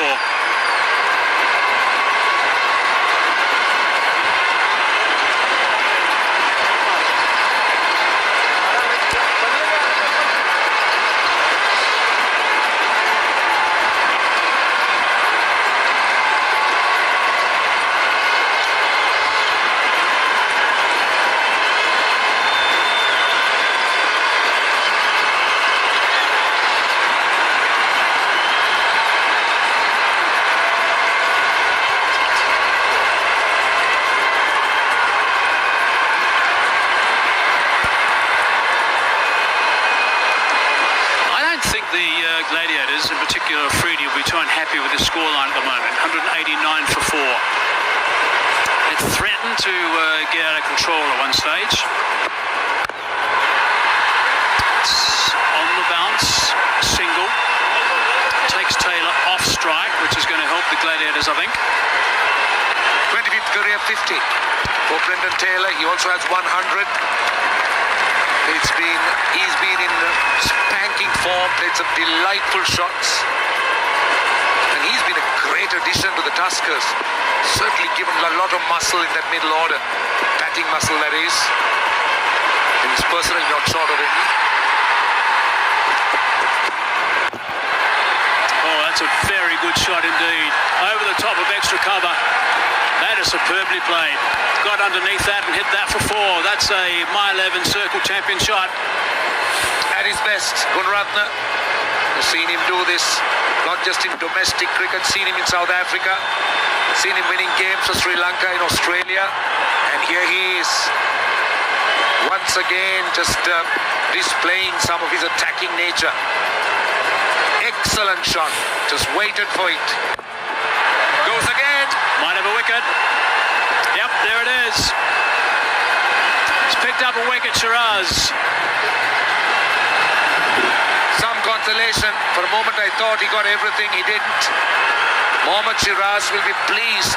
His last 2 overs so far have been quite good. 5 runs and a wicket. Gunaratne just not able to clear it off. Yeah, that's rewards, I think, for keeping concentrating, keeping running in, keeping trying. Picked up a wicket. Gunaratne's gone for 11. 194 for 5.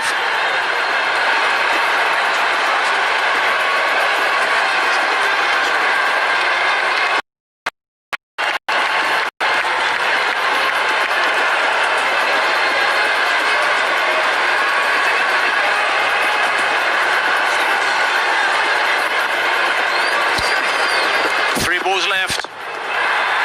Down the ground, didn't get all of that. It's just going to be a single. I've enjoyed the way Mohammad Shiraz has bounced back here. He went the journey in his first 2 overs for sure, but he's done incredibly well, I think, in overs 18 and 20 so far. With 2 balls to go, he's certainly come back, learned from his mistakes, and has come back with some credit. Well, if he can finish off well, all sins forgiven. He'll be remembered for a good last over. 150th game now for Prasanna. Nicely bowled. Hard to hit that for a boundary. This has been an outstanding over. 7 runs and a wicket. And what a return by comparison. We've spoken about he going for 21 runs and another 17 in over number 2. But he's held his nerve. Perspective, before today the average score batting first is 196, and that's where it's going to stay, as that was smothered in the end by Taylor. 196 is where they finish. 196 for 5. Bit of a chuckle there from Afridi. Terrific little smother off the edge. Might have played a bit of hockey in his youth. Lots of applause for young Mohammad Shiraz. Held his nerve. Obviously, he would have been under a lot of pressure coming into the last 2 overs. And as you said, Hazy, 196 for 5. He will be very pleased.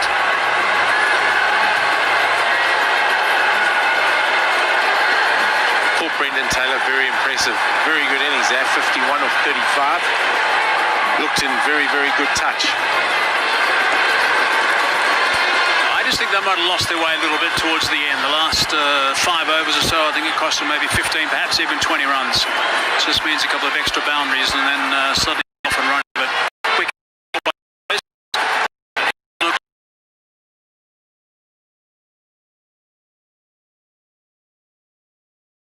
problem that the Tuskers are going to have is they're going to have to bowl with the dew. It's going to hinder the spin department. Also going to hinder maybe the seamers as well. Things a bit easier, a little bit quicker to come onto the bat as well. So that's something the Galle Gladiators will look forward to when they do get out there with the willow. And they're going to rely heavily, I'm sure, on the likes of Afridi again. Looking back at the card, Rashan, Yeah, impressive performances. Taylor standing out, 51 of 35. Kusal Mendis would have liked to carry on a little bit more. I think cameos down the order by Kamidu Mendis and Asela Gunaratne. And Kusal Pereira, 27 of 24 at the top.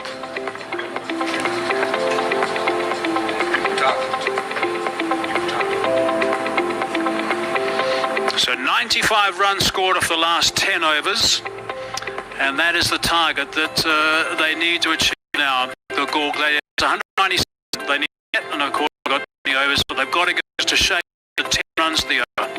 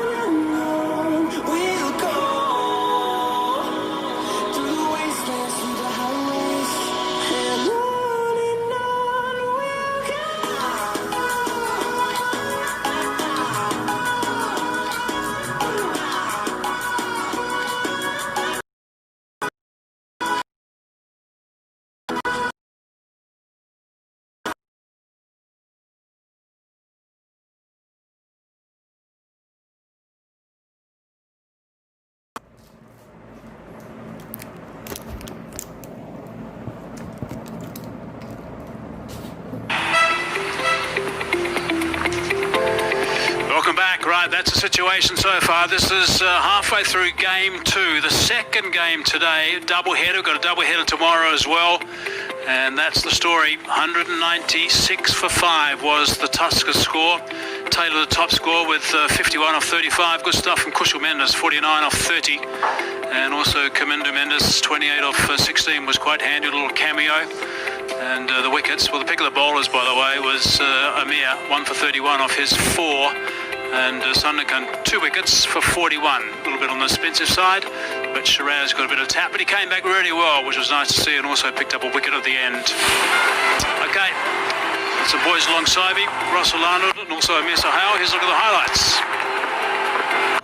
Yeah, this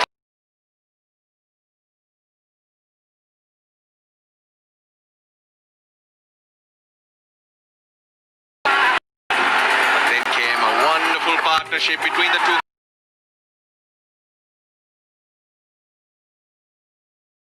Started off in awful fashion, no ball wide, sixes. Danushka Gunatilaka pulled out a beauty in the deep. Back-to-back wickets. Well, that's halted the Kandy Tuskers from accelerating and taking that game away. And needed Brendan Taylor. A half century from him with some wonderful sweep shots to get them to a very competitive score.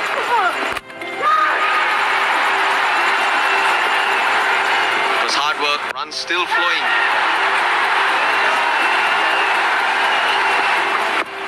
Yeah, it's really important, I think, for Brendan Taylor to continue in the form that he did right towards the very end. Got that 50. Boundaries right at the start when he came out to bat was important. Then just a couple of wickets to the death enabled him to get to that total of 196 for 5. 197 obviously is what the Gladiators need from here, and the game is called Who Wants 2 Points. That's what it's all about now. Both these teams on the bottom of the table haven't got points up until now. Their net run rates are not very good either, so they've got their work cut out here. There is still plenty of time in the tournament, and the Tuskers are looking fairly relaxed as they take the part.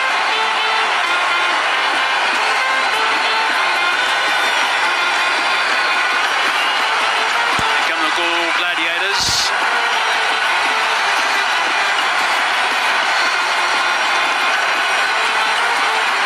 Chasing a big total like this, you need to get a good start. That's the important thing. Those top 4 batsmen have got to make sure they do a job, get the ship on the right track, and set a really nice tone. Brendan Taylor's got the gloves, so he's going to have a busy day in his first outing for the Tuskers. Well, there are batsmen who can take the game away from Danushka Gunatilaka and Hashatullah Zazai from Afghanistan. He's got 162 to his name. Strikes it at a healthy rate, almost 150.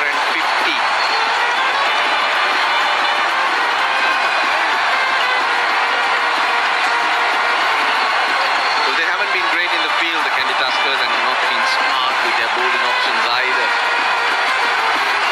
A bit of time to reflect. Hit the Galle Gladiators hard. Munaf Patel with the ball. Will be up against Danushka Gunatilaka.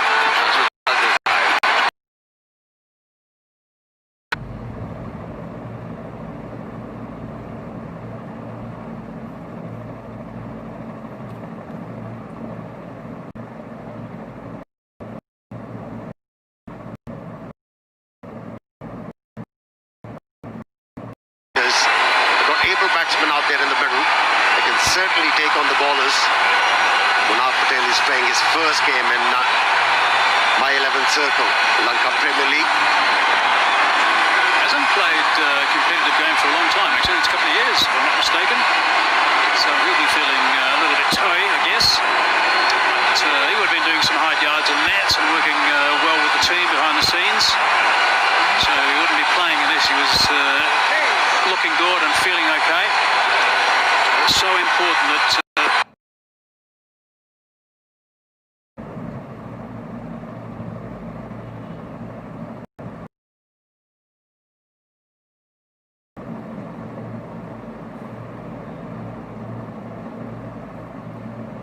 the opening bowler sets a nice tone as well. It's past the outside edge. The batsman in Dula looking to play the ball through extra cover. A bit of shape away from the left-hander. Good start from Munaf Patel.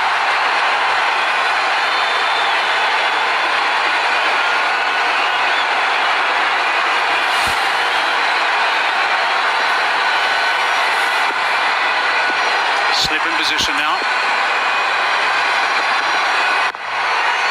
Sliced away. Rizam.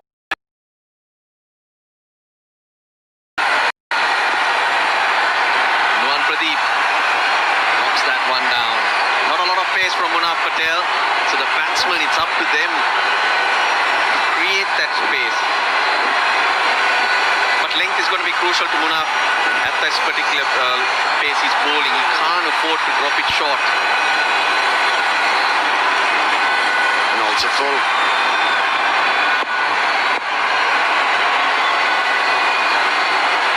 It's a flat track. As a bowler, you've got to be at your best. Otherwise, these batsmen have the ability to take the big chunk out of them. Zazai is a powerhouse.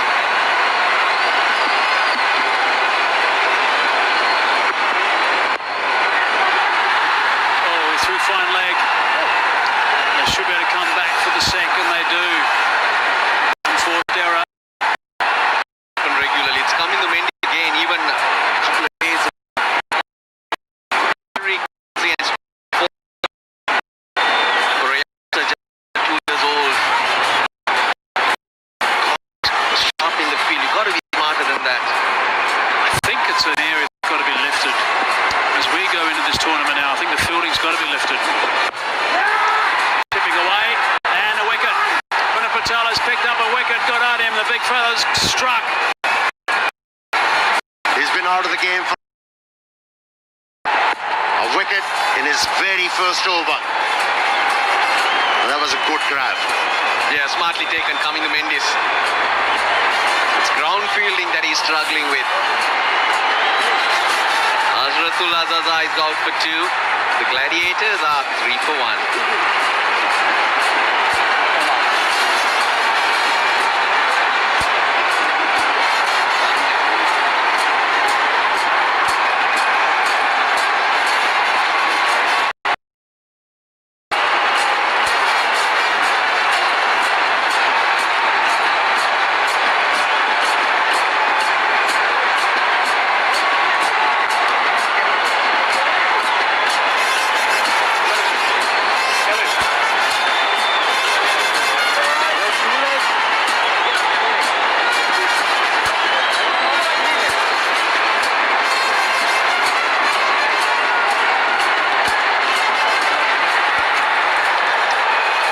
Has gone down early. Azam Khan now at number 3. He likes to give the ball a bit of a nudge. Look at that strike rate. He might be out there to be given that job in particular. A little bit quicker that time, but it's a little bit wide as well. And it's hammered away for a boundary first. Favour of the batsman. Although he was playing his first delivery, his eyes would have lit up. And he accepted the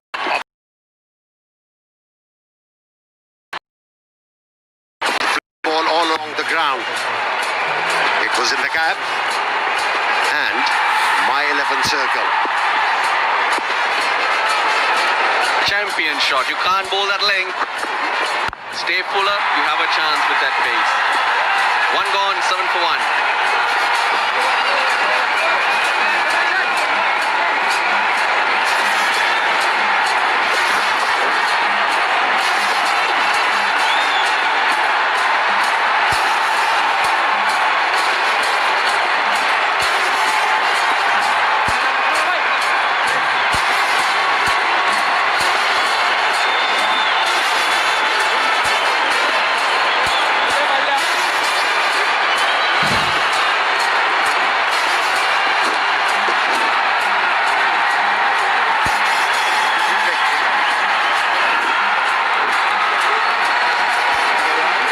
Back in the hut, that is a big wicket to pick up first up. He's a very fine player, good aggressive player as well. There is quite a bit about Nikam. Afridi lurking there in the middle, who is always dangerous.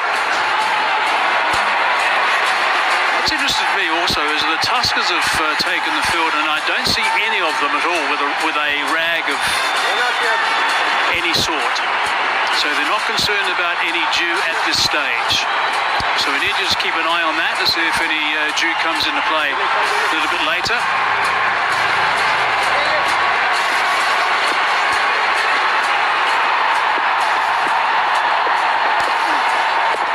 And also see if there's a little bit of turn under the solid lights with the spinning operation. Now I love this little celebration from Patel as well.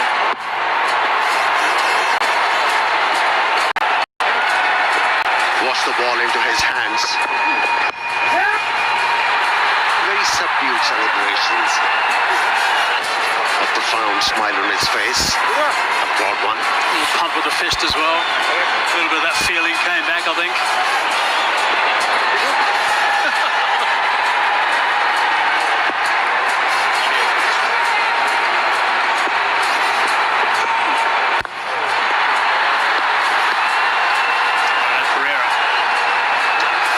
Business now.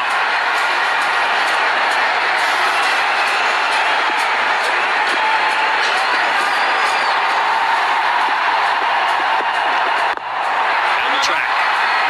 Dragging that one wide. That's nicely fielded. Really well fielded. Just the one. Naveen ul Haq, he's been good. He's gotten better as the tournament has progressed. But even with the ball, very, very handy Naveen ul Haq.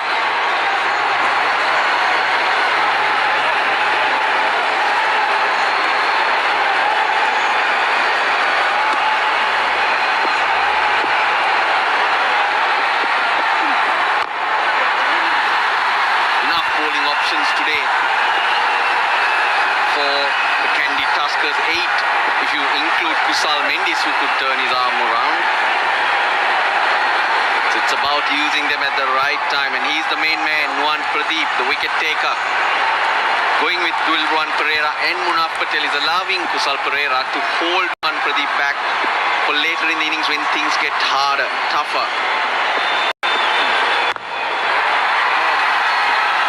But Dulruan has been impressive in Lanka Premier League. He's showed a lot of control. One thing he has done the best, he hasn't been predictable to the batsman. Haven't allowed the batsman to actually premeditate. It's been a good 5 balls so far. Pereira's first over. Just the single to finish. That's a really good over first up. No tap at all. 12 for 1.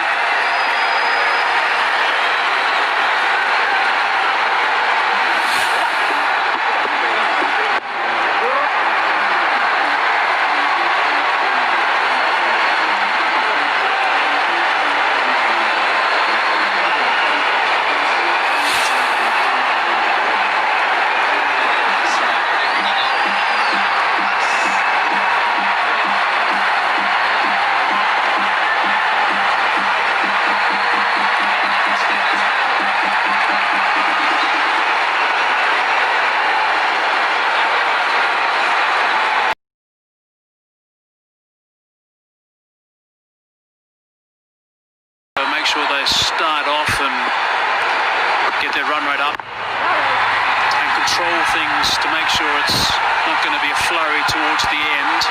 The original rate was 9.85, which has gone up a little bit, just close to 10.5 now. Broadcast partners around the world, I'm sure are enjoying this telecast and the action just seeing from the Lanka Premier League. Seen some wonderful individual performances. I guess the highlight so far has just been that ridiculous Russell the other night, 69 off some 90 threes. Digital partners as well. Nice to have you all on board. It's good connection. Straight to the man though, just the single. Rush on to Dambulla Viiking, that one from Munaf Patel. Yeah, he's employing his experience. You know, he's wearing his lengths and lines. That's good. Yeah, couldn't swivel and get it away as he would have liked. Very deceptive, Munaf Patel. Yeah, he's a good addition to Kandy Tuskers 11. And their lineup. Short, hammered. And that has travelled. That's gone for 6. That is a very nice shot indeed. Not the right length. What do you say, Russell? It was too short. And is very efficient off the bat to get the ball in the air and went all the way for 6. Was slightly offside is too. So when it's there, you have room to free your arms for Azam Khan.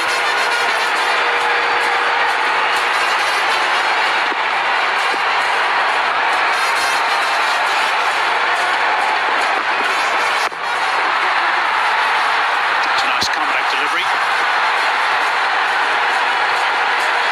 If we talk about Kandy Tuskers, they're sorted with their batting. Their Achilles heel so far in this Lanka Premier League is their bowling. They're thin on bowling. That's why they have opted for Monaf. They're hoping that he's going to employ his experience, and he's already picked them a wicket. Another one here would be very handy. But they were also very unfortunate when they lost their X factor when it comes to bowling in Irfan Pathan. Short, that's 4. One bounce. My 11 circle champion shot. Really good connection again. Couple of short balls being pounced on here. Yeah, Irfan Pathan brings a lot on the table. He's an able batsman as well. Once again, a short one. A gift for the batsman. Half tracker and got the treatment what it deserved. Yeah, just slightly leg side-ish. That allowed Dhanush Gunatilaka to swivel. He's backing that short ball, Munaf. I think that Rice smile was telling us that no, he can't afford to bowl those anymore at that pace. I was delighted to read that news about Irfan Pathan. That hamstring injury is not as bad as what was initially thought. Looking for one, not there. End result is they've got 12 runs from that over. 3 gone, 24 for 1.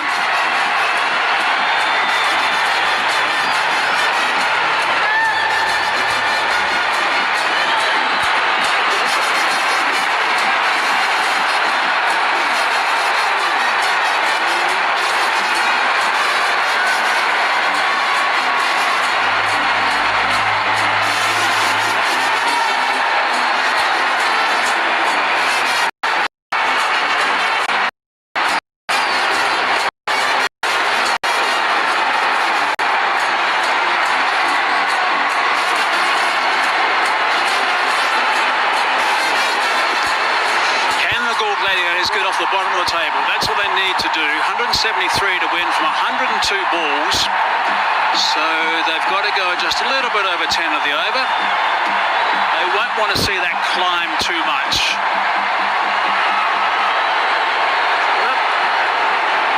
Gunaratne now.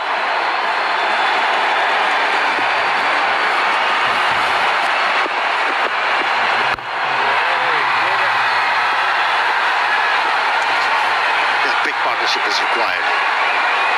The Galle Gladiators are to challenge Kandy Tuskers. They have to make the most of the power play, and then this partnership has to eke out. Azam Khan's got a job to do. There's his dad, Coach Mohan Khan. Azam Khan's got a job to do here, and I think he's just getting a little bit frustrated at the moment. That's it! He's out. Easily caught him mid-off. That was not a good shot.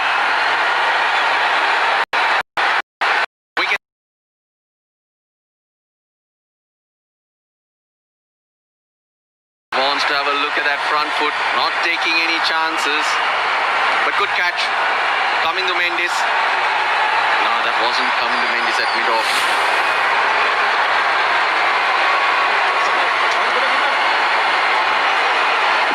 It was hit hard, but flat, just above.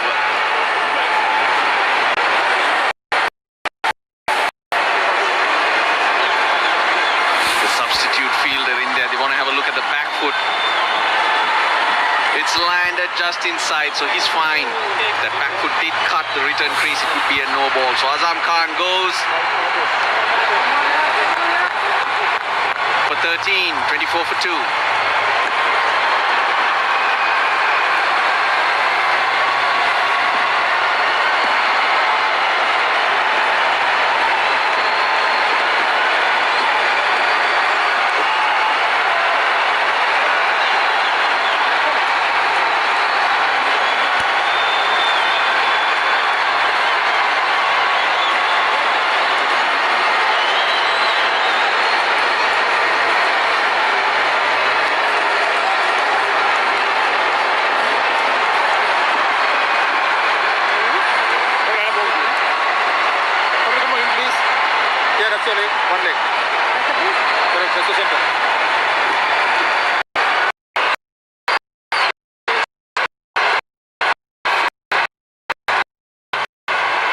Bucks are out.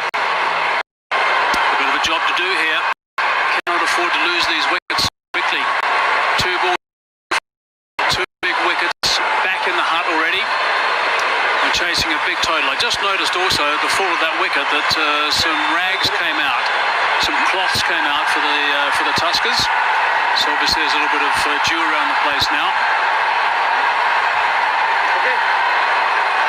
It's highly imperative for a batsman when he decides to hit the ball in the air.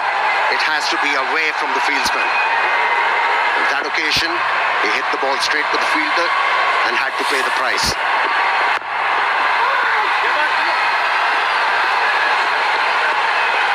Rajapaksa needs to fire. He's been pretty quiet so far in this tournament.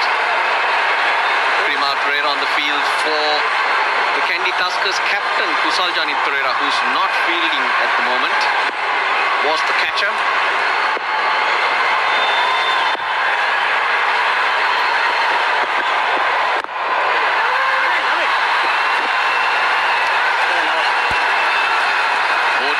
More dots. Very good from Asela Gunaratne. 4 dots including a wicket.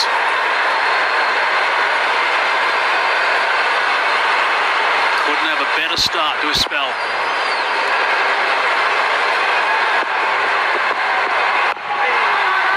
Once more, but it's not there. 5 dots. Wicket maiden for Asela Gunaratne, and at this stage will be a crime from a Galle Gladiators point of view. The required rate now creeping up. Up to even 11. It's an effort. With this pace, he's managed to keep the batsman quiet. Oh, it's another dot. That is the first maiden of the tournament. Nicely bowled. 4 overs gone. 24 for 2.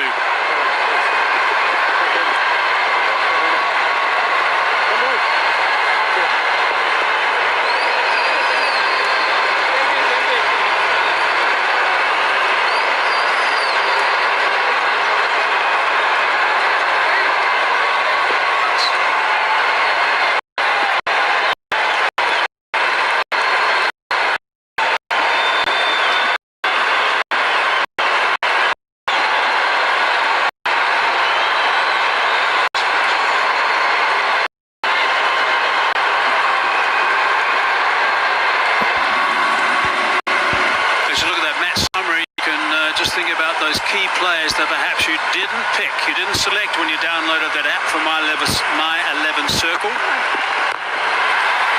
About picking your team, having fun, playing with the champions, and having truckloads of interaction with your mates on social media. It's all about being smart, and Munaf Patel, you have to consider him. He's having his 3rd over, which is a long spell in T20 cricket. We believe this is where Kusal Pereira did some damage to himself.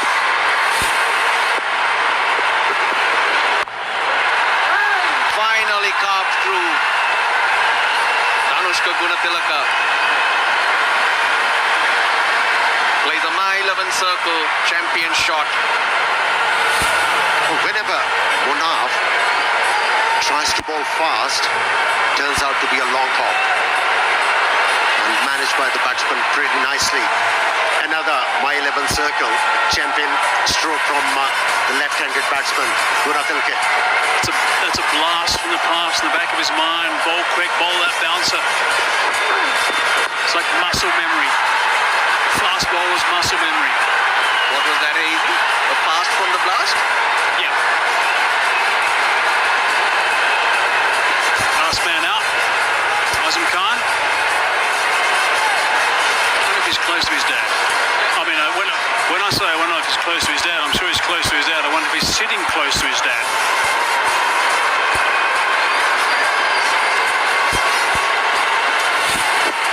There's a look at the dismissal of Azam Khan.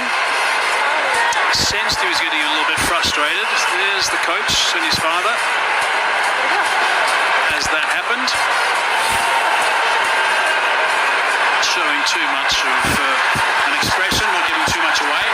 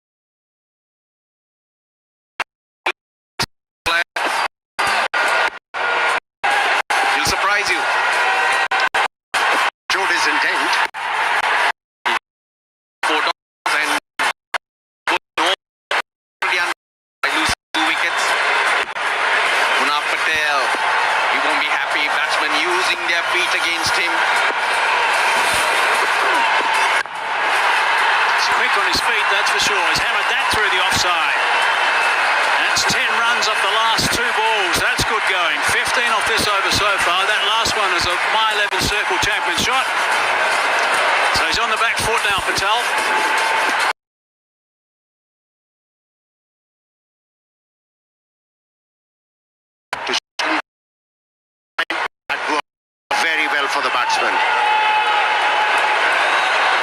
Has moved quickly to double figures, Rajapaksha.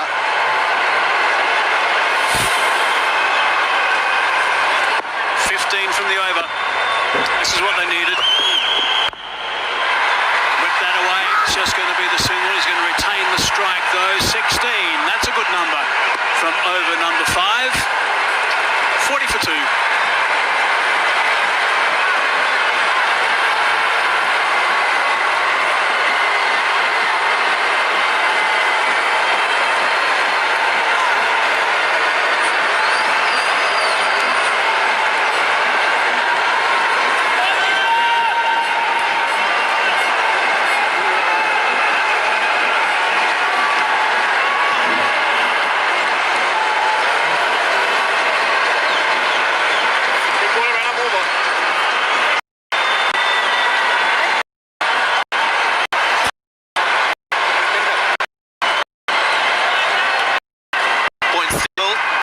Kandy Tuskers, Galle Gladiators still without a point.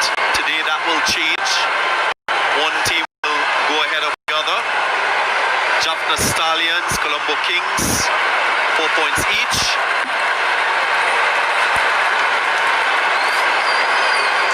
Johan Pradeep, the new bowler, bowled quite well in the death overs in the last match. Nailed his Yorkers on many occasions.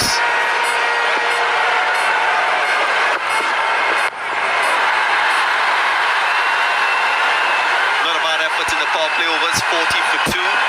Again, setting the tone for this run chase.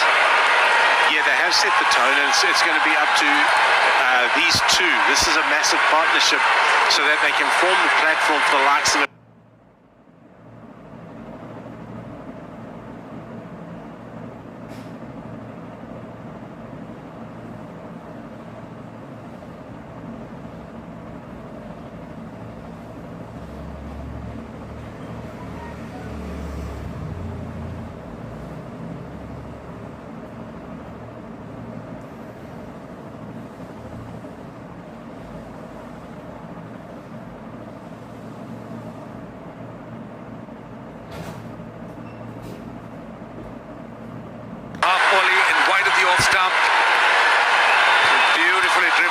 Danush Gunatilaka. That is definitely a My 11 champion shot. So beautifully driven. Everything behind it. Going for a full length delivery. And Gunatilaka getting there first. Yeah, I kind of put the kiss of death on him there, didn't I? But you know, he's finding his range. He's the guy that Sri Lanka have over the years turned to control the run rate. Asking the question. And that's given. It's a slow death. Lyndon Hannibal took his time and then sent Danushka Gunatilaka on his way, who's now referred it. So let's see.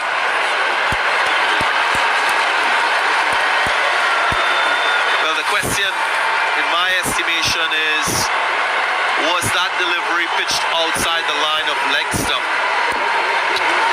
Yeah, we'll find out. Looks very clearly outside the leg stump to me. And look at where Gunatilaka's right foot was. He was just angled back.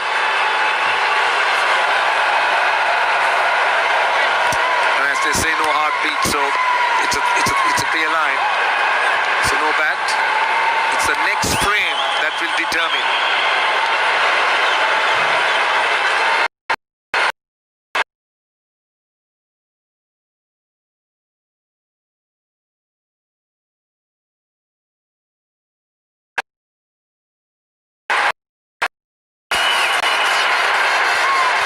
Goodness, it's a mile. It's a mile. It's a mile outside the leg stump. He's got that wrong. Lyndon Hannibal. That's a surprise to me. He's generally a very decent umpire. But in this LPL, unfortunately, he's had a few bad moments. And that's why the review system is there, so that teams don't suffer with incorrect decisions by the umpires.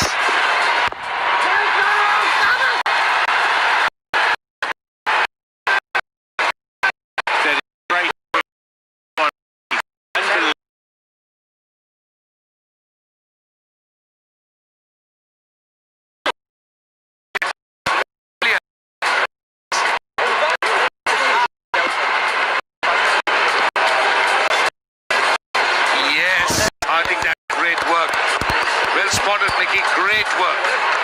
And I like that commitment because Pradeep's not really known to be so acrobatic. It's the way he dived and just whipped those bails off. It's a new Sri Lanka, Roshan. Everybody's got to be acrobatic now.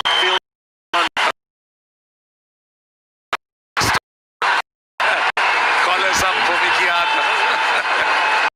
It's a confirmation. Pretty unfortunate.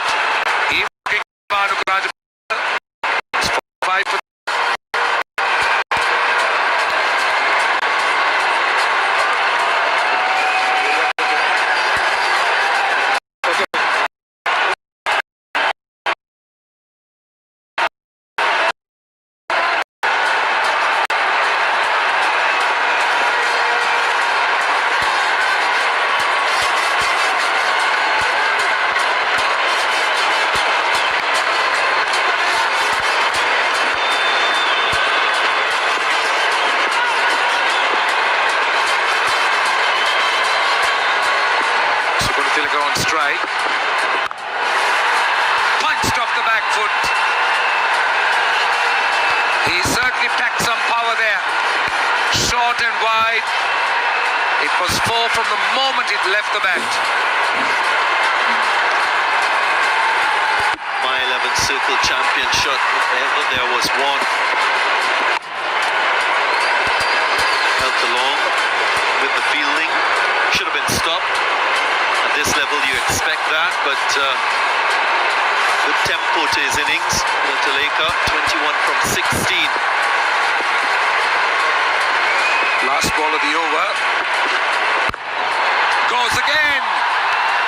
It's even better. In the gap, it split the gap. The 50 is up. 53 for 3.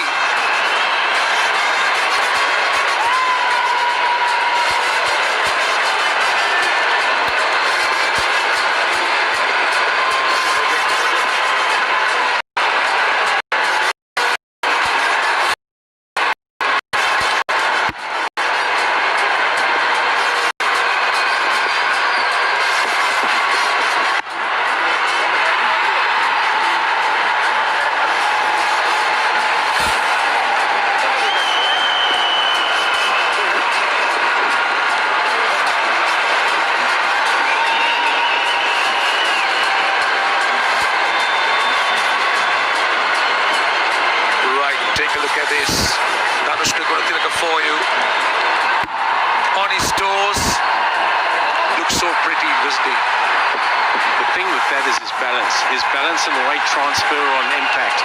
He gets his hands through the ball. If you give Danushka any realm of width, he is quickly onto that. Two very, very good shots. Sirivardhana, that's a boundary. What timing. Really didn't hit it hard. It was just pure timing. Long on and mid-wicket out. It tells you two things, the timing and how good this outfield is. As the first piece and get that set big, exactly what they would expect.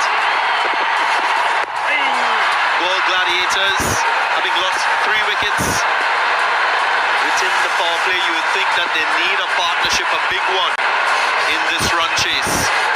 Still 139 required from 80. Ratna has been brilliant, isn't he? He bowled a wicket, maybe he's now bowled 8 balls in his spell and 6 dot balls. And that's just gold dust, it's so precious. And the other thing what he does is that he looks to take a lot of pace off the ball. Just keeps mixing it up and down. And this was that wicket taking over. The one that he had, the wicket made. And mind you, he was bowling to a batsman like Bhanuka Rajapaksa, who can be pretty destructive. Catch! Did the batsman leave the crease? Thankfully, I don't think. Many of you looking on, wondering why he's been so economical. Like Ratna, we spoke about there being a little bit of purchase. If you roll your fingers across the seam of the ball, watch his pace as well. Averages around 80-85 in terms of pace. So that to me is a big challenge on a surface that is easy for batting. Was their hand on that ball to effect the run out? That's the big question.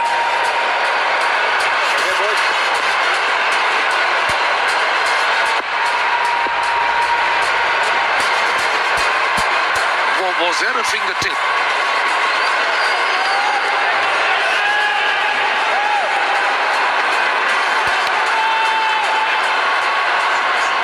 Unless there was a deflection where he didn't feel it. He's definitely felt that. He's back at his mark, get on with it. He didn't touch it. Let's get on with it. I can tell you that would have been disastrous had he had a finger on it. They couldn't have afforded to lose Danushka Gunatilaka. Close to that Rajapaksa wicket. Yeah, they're just making sure.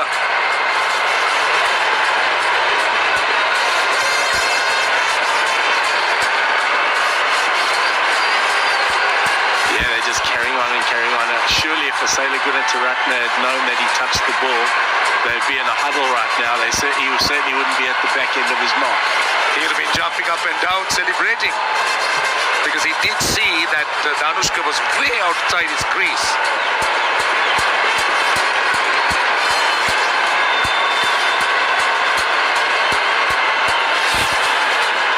So not out.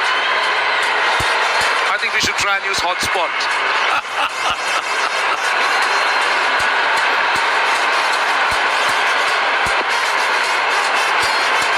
Decision in the end. We just took a long time getting to it. They're making sure that they're very safe. They ensure that they take no risks at all. The umpires are also under a lot of pressure.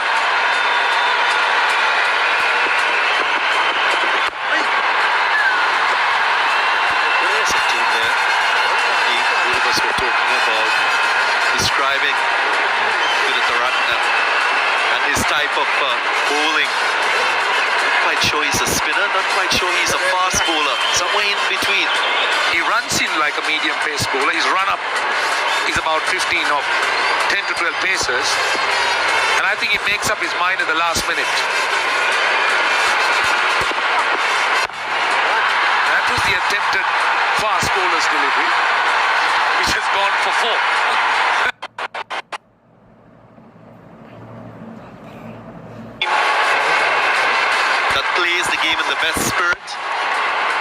judged by the umpires, and they judge the conduct of teams. Cut away. My 11 circle champion shot, another boundary. Make that 6 runs off 2 deliveries so far.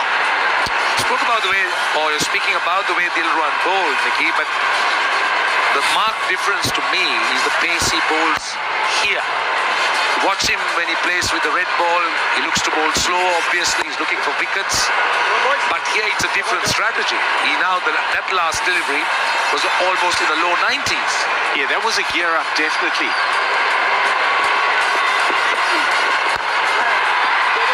That was so much better from him.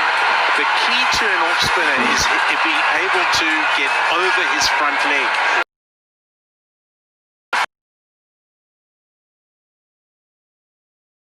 Were too quick and allowed the batsman to use the pace to run it for 4. I think you're talking about what you call the loop and the actual pace where a bowler really tries to bowl quickly. You could still get a bit of pace, as you say, with those revs on the ball and a bit of spin. Down the track. And that will split the gap. So only runs off the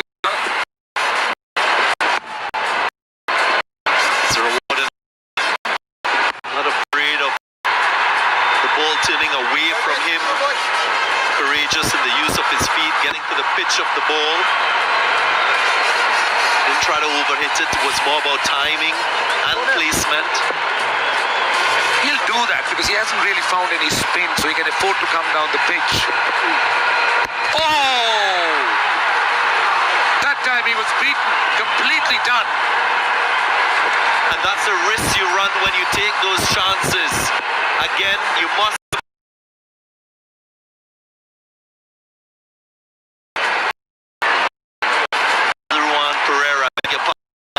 pulling the leg back, taking it wider. Wow, that's good cricket. It was a bit slower by a long margin. Clever bowling, really clever bowling. Well, he's a bit notorious to go over the line, Dilruan Pereira on the front foot, but this time it's fine. 74 for 4.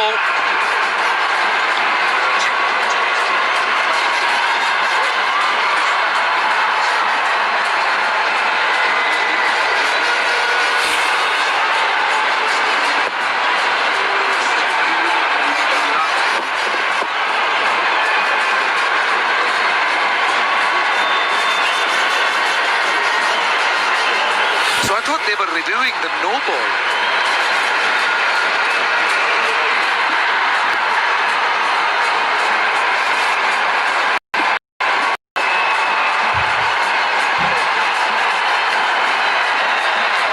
Right, so it's going to be the strategic timeout.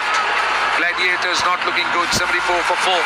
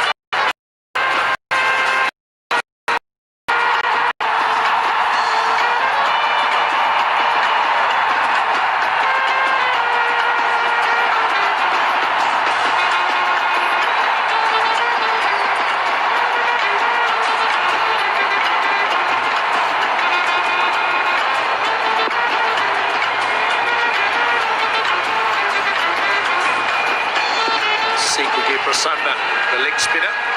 So it's spin from both ends. Gunatilaka very much the key here. 33 of 23. Afridi's with him. Gladiators having a struggle. 6. Short delivery. Sailing over mid-wicket. Great shot there from Tuskers, certainly not allowing the new bowler to settle. We've got this. It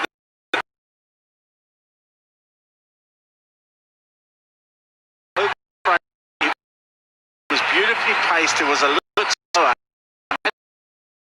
Purchase in the wicket and go past the outside edge. The perfect off-spinner's dismissal to a left-hander.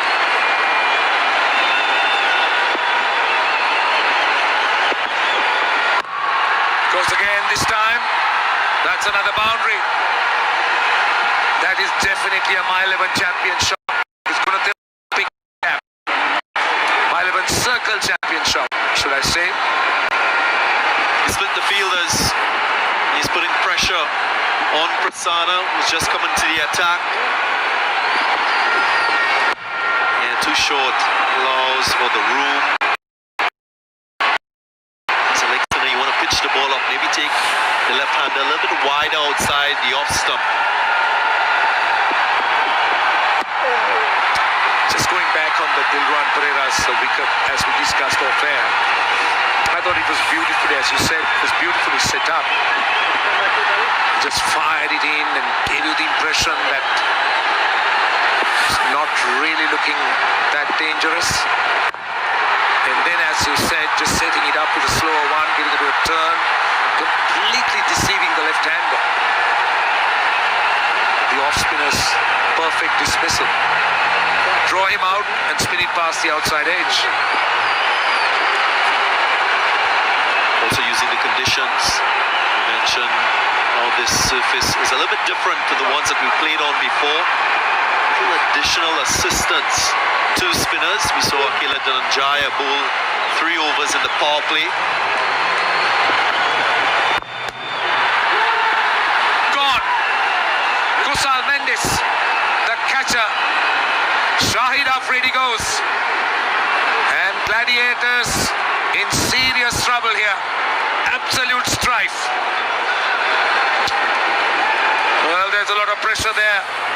Another look, tossed up. Straight to the man at short extra cover, and Sikuge Prasanna, he was over the moon. Very well bowled, Sikuge Prasanna.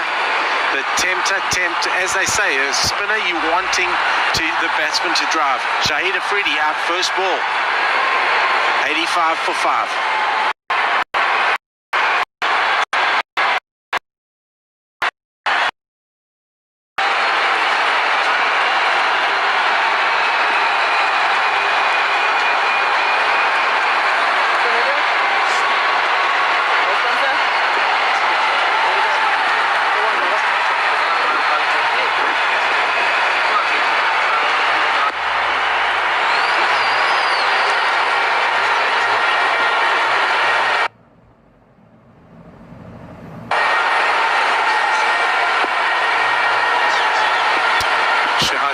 Is the new batsman. It's been 2 very important overs. Dilruan Pereira and Sikuge Prasanna striking in consecutive overs. 86 for 5.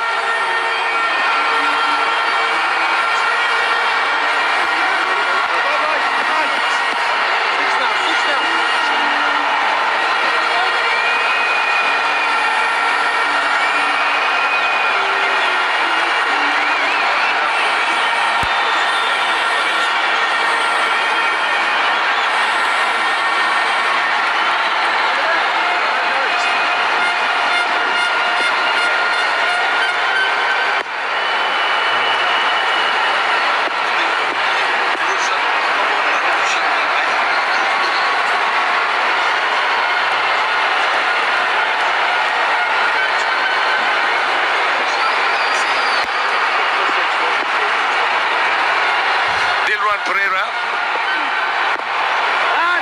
Well, it's perfect for him because he's got 2 left-handers. And good running, very good running.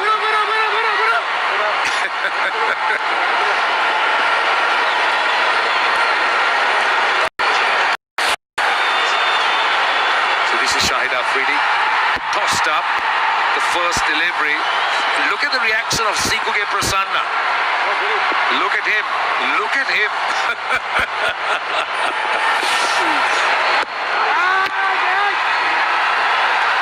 This is clever. This is crafty. Have a look at that pace. He's found his optimum pace. There's always an optimum pace for a bowler out there. He's found it and he's getting the purchase. Particularly now, obviously, bowling to two left-handers, taking it away. It's all in his favour. But credit to Dilron Pereira. He has found that length, he's found that pace, and he's doing it well. Just don't overstep. He has it.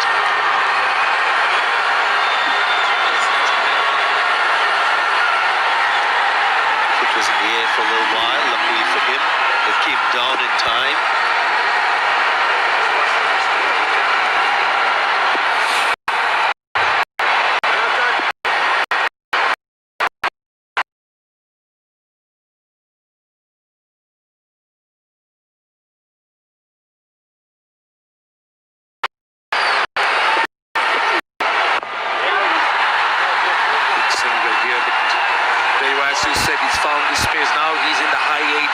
Consistently there. Dilron Pereira is looking to bowl that off-stump line, finding whatever spin he might get out of it. Natural variations also not helping the batsman.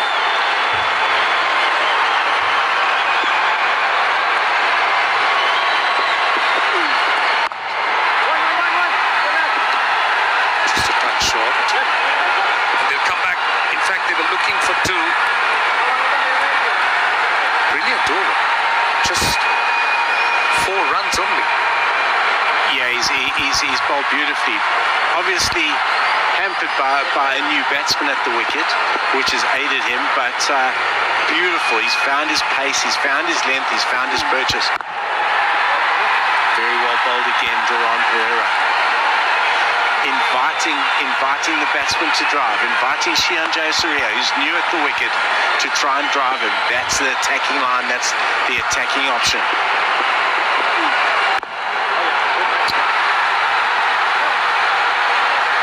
Five runs off that over. 91 for 5. 10 overs completed.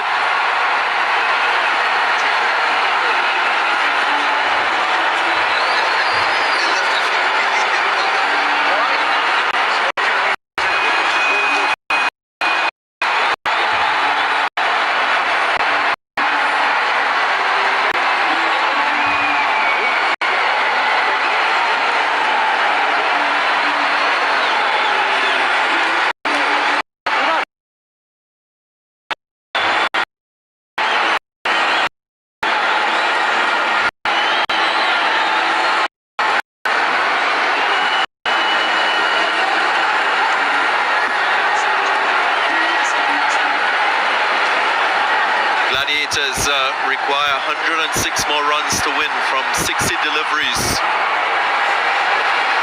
Lanka 45 from 28. Standing tall, desperately needing support from his teammates with the bat.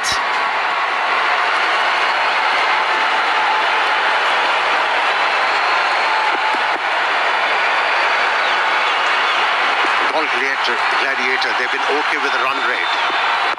But the problem, they have lost 5 wickets.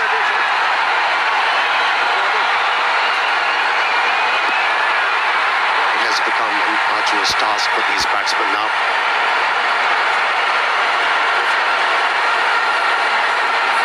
Bowlers been very good. Bowl in the right areas. Very seldom they went off their line of lengths. That's why they've been picking up wickets, getting the stranglehold of this game.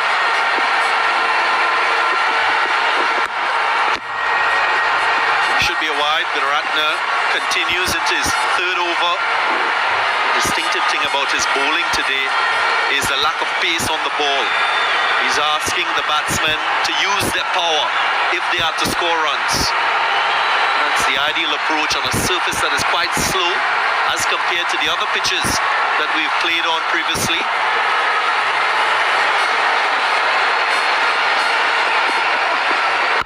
And I think the fact that Kandy's using spinners, Tuskers, is a confirmation that they're looking to take pace off the ball. They use Gunaratne, they use Dilruwan Pereira, they've got Sikuke Prasanna, so they got the option of 12 overs from the slower bowlers. Nicely worked away, helping the ball on its way. And it's my 11 circle, champion stroke, champion shot, beg your pardon. Doesn't matter. Doesn't matter, Amir. Either way, you're right. Thank you very much. You've been a great friend, Roshan. See, the other challenge as far as the Lanka Premier League, what I see is to ensure that the quality of the surfaces remain going forward. Now we have many strips here.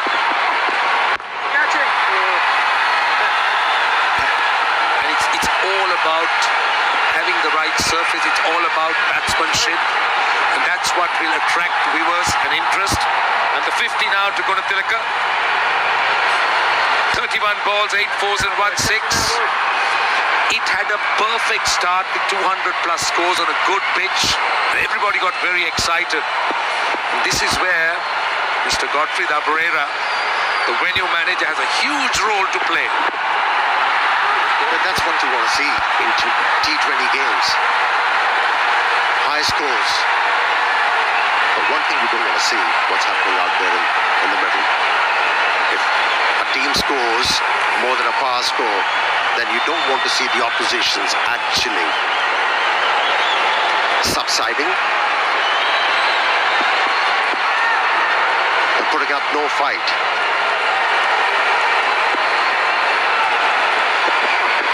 You want to see competitive cricket played all the times. Single 20 over, it's 99 for 5.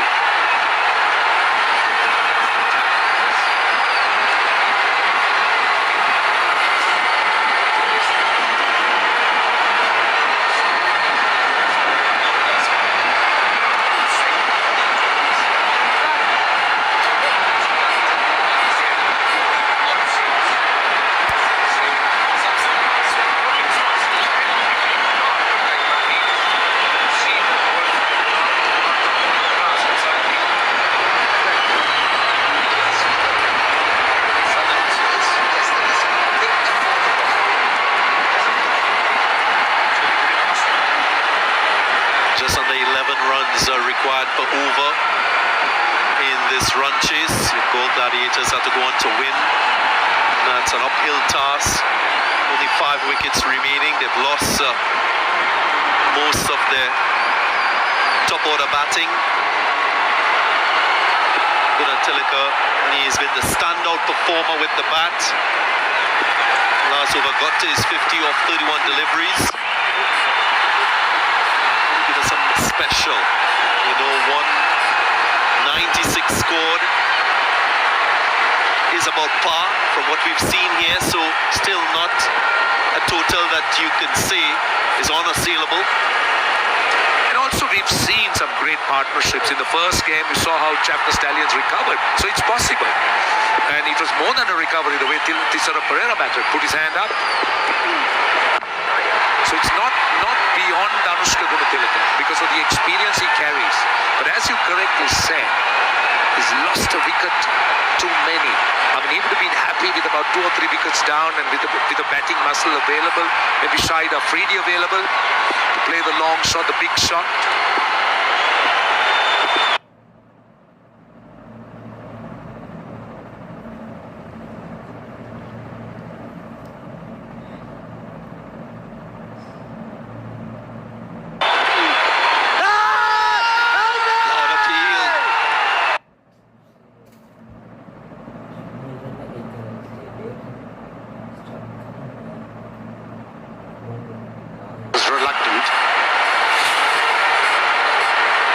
Legitimate delivery. He's okay there.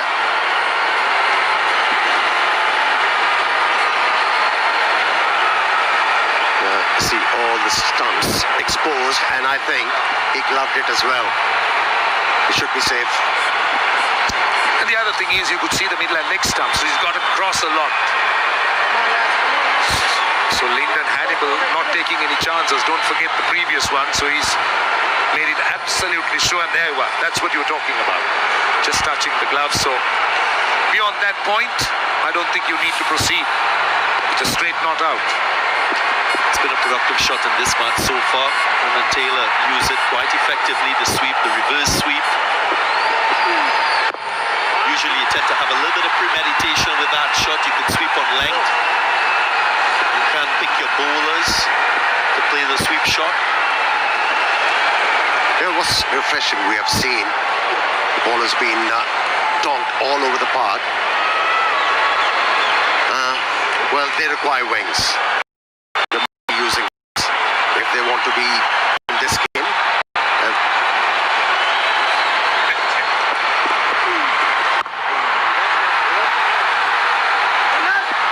Very good length again. Bilruan Pereira. Yeah, what I was saying, it's refreshing to see the ballers getting the hang how to bowl on these surfaces. Now they finally realized taking the pace off, and for spinners bowling slower is the right option. And we have seen the spinners excelling today, even the faster bowlers with those slow deliveries, slow bounces, have been able to pick up wickets. So the contest is hotting up. Surely hotting up. A little more challenge for the batsmen in this affair.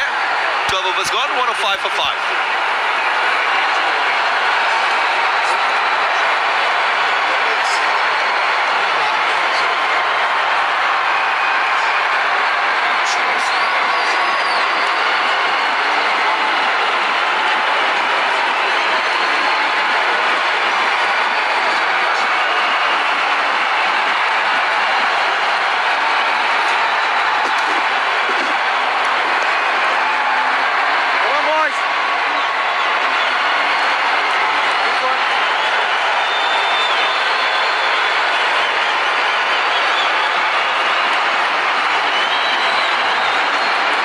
Gladiators 105 for 5.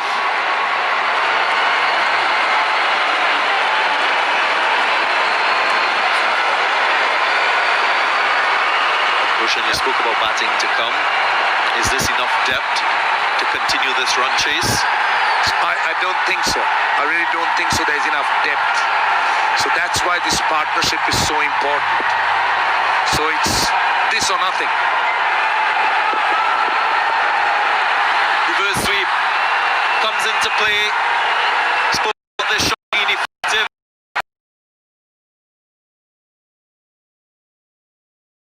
Galle Gladiators.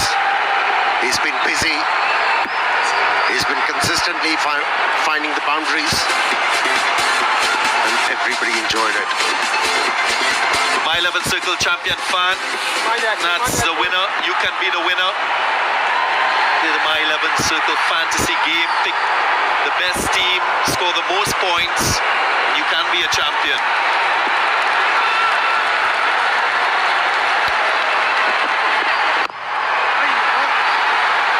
Nicely driven.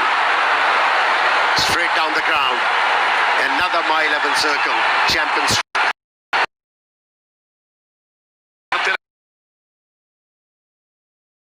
4 of 46, that's the equation. Tilaka's made 62, almost more than half the runs out of the score.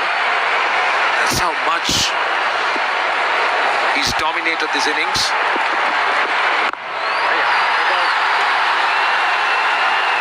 It's a single, 1 to 2 boundaries, so he's pulling things back in this over.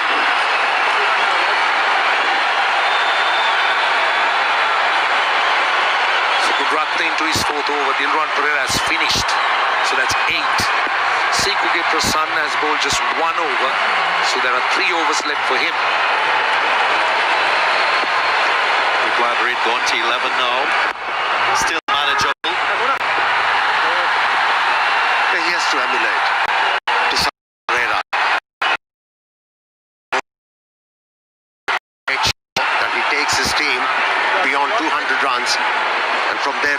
The pressure was on the opposition.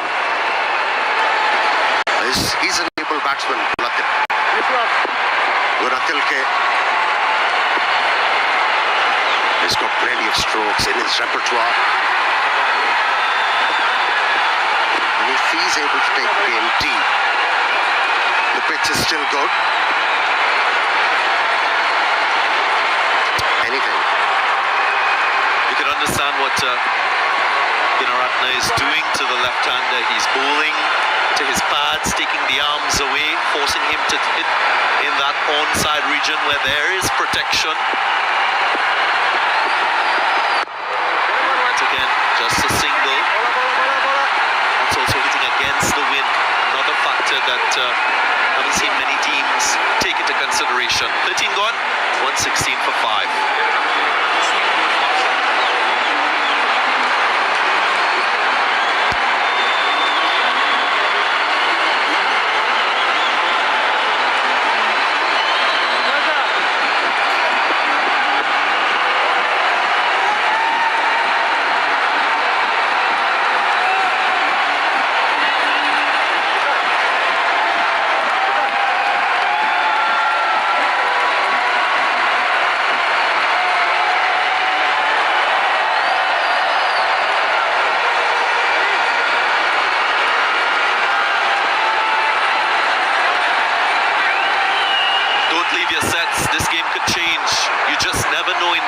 Cricket. 81 from 42 required.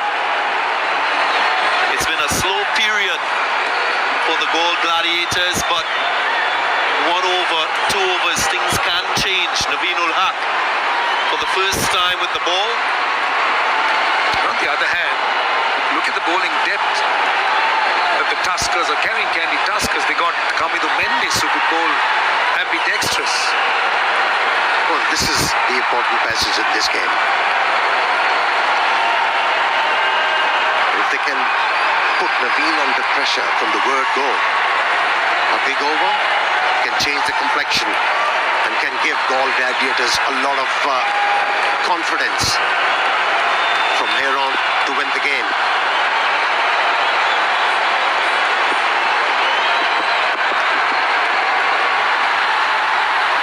Starts with a wide. Good job with Amir for that run chase by Colombo Kings, and what Suru Dana did. You felt that the game was over, and with his ball striking, brought his team back into the side. Lanka with his half century still at the crease. 64 gathered in quick time of 38. 10 fours, 1-6.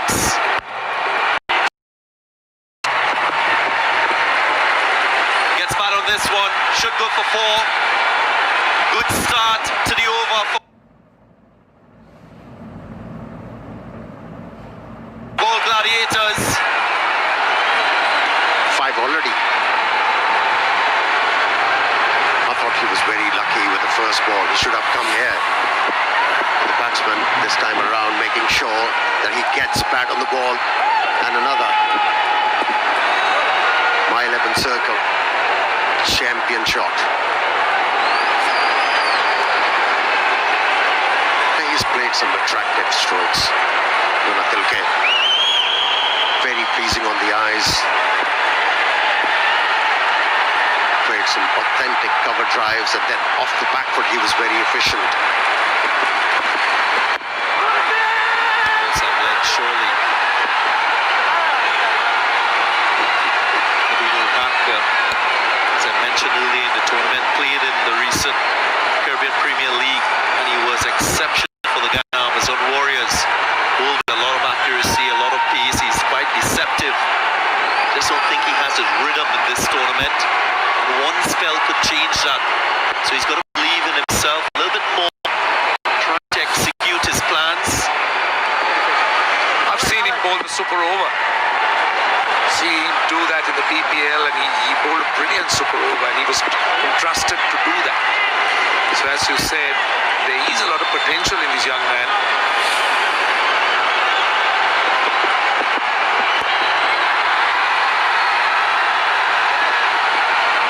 There's also the ability to change the pace on deliveries without the batsman picking it up. So those are really good skills to use as a fast bowler. The difference between balls and runs is 35, 74 of 39, so that's the gap they would want to close. They say if you could bring it down to about 15 or 20 within the last 3 overs or last 2 overs, the batting side is in with a great chance. 2 boundaries every over from here on will suffice for Galle Gladiators.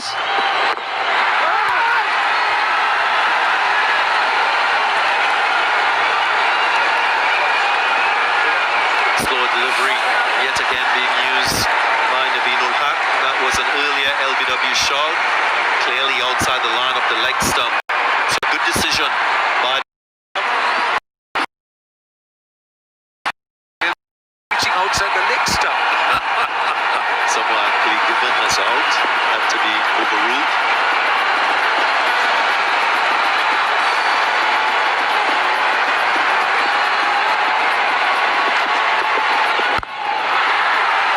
Into that Yorker region.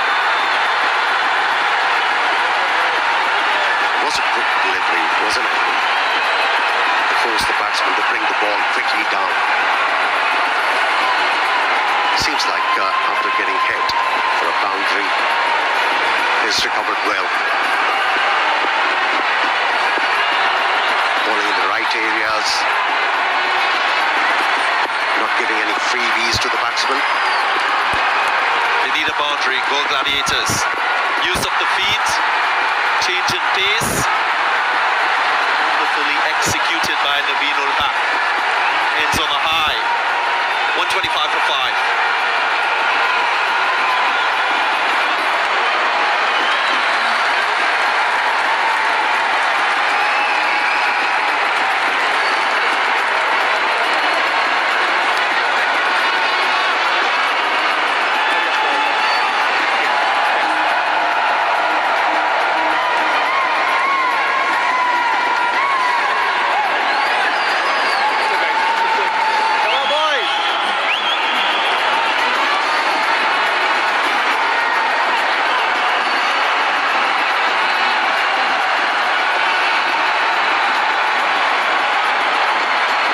Circle MVP of the tournament, still early days. Ramanola goal top, goal in 3 matches. Andrew Colombo Kings also there. Kusal Pereira finished Chandimal in 5th position. Nasela Gunaratnam. Russell closing in, very close on his heels, just 2 games. So here you are, this is Kamil Mendes, we spoke about him. Great talent again. It's not easy to do what he does. Bowl with your right and the left. And just do it at will. Gentlemen, I want to ask you, what we've seen so far in this match, the investment in slow bowlers and it paying dividends, is this going to cue the other teams to choose a similar type strategy? Yeah, I think so. Because see, the spinners seem to have, particularly the Tusker spinners seem to have a great control. They just not let the batsman dominate. And one of the reasons that the dot balls were bowled and pressure was built. Gunaratne started off with a wicket maiden. He set the tone. That's it. Punched off the back foot. Plenty of time. The length was wrong. It's not about bowling slow, it's about bowling correctly. That's good batting. Yes, the length was the batsman to hit the ball towards the boundary line, but he chose the right area. Away from extra cover and long off. Bisecting those two, and he's been rewarded with my 11th circle, champion shot.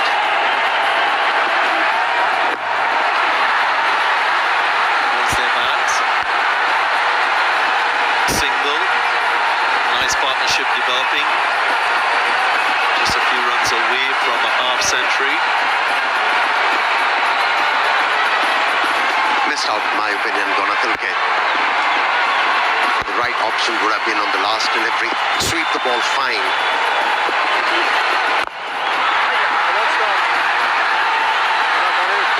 Hit hard. A good stop by the bowler. Just restricting the batsman to just one. Think about Shehan Jasuri. He's a powerful striker. He's someone who can really hit the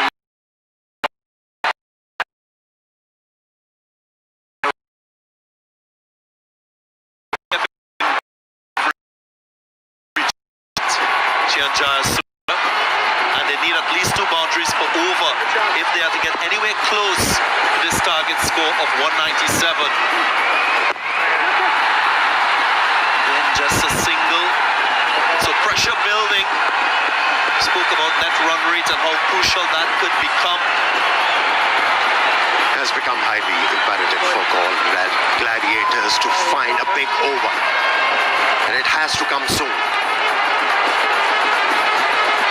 If they are to remain alive in this game. The deficit is getting bigger and bigger. Will this be a boundary? Shehan Surya, pressure on him. Last delivery. Use of the feet. Clips it through the onside. Just a single. Only 9 runs in the over, not enough.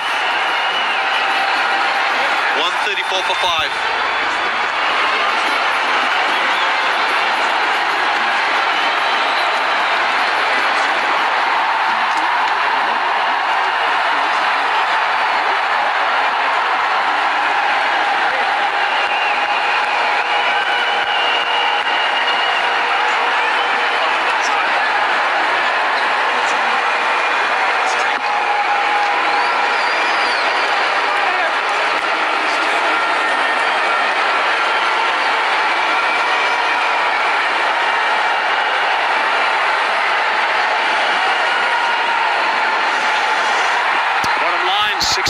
That's the need. 30 balls, 5 wickets in hand. This stand is worth 49 at the moment. Now at the same stage, Tuskers were 142 for 3. Not much in it, but a bit of a gap.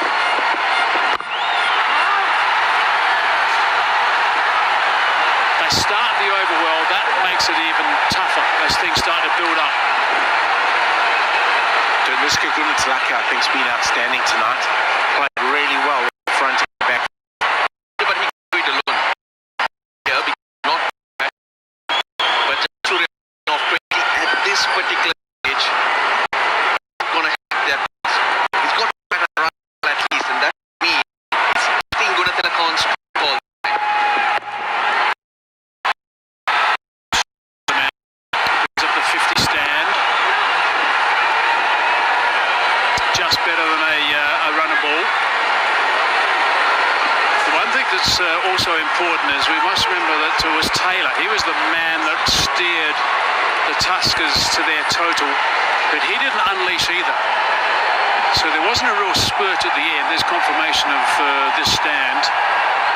Gunatulaka and also Jasura. 40% boundary percentage is not as high as they would like it to be. 41 balls for that 50. Jayasuriya has faced more deliveries in that partnership. That cannot happen with Gunatulaka going. Who wants the 2 points?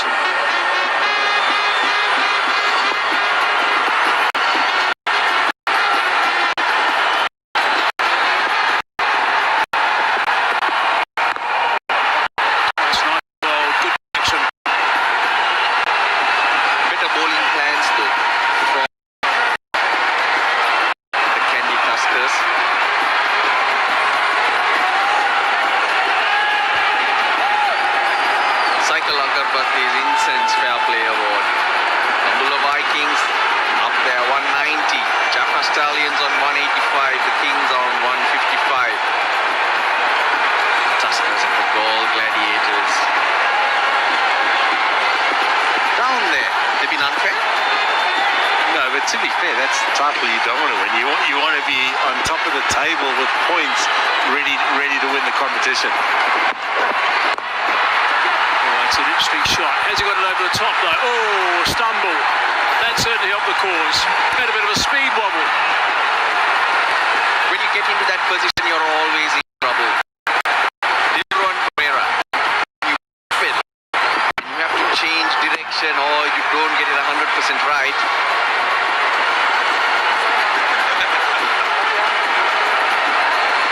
But thank God, Munaf Patel anticipating and he was there covering up Dilruan Pereira.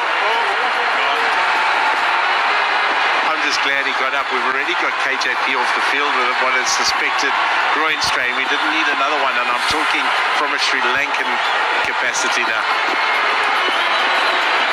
4 from the over only. 2 balls remaining. Oh, that's high. Who wants this one?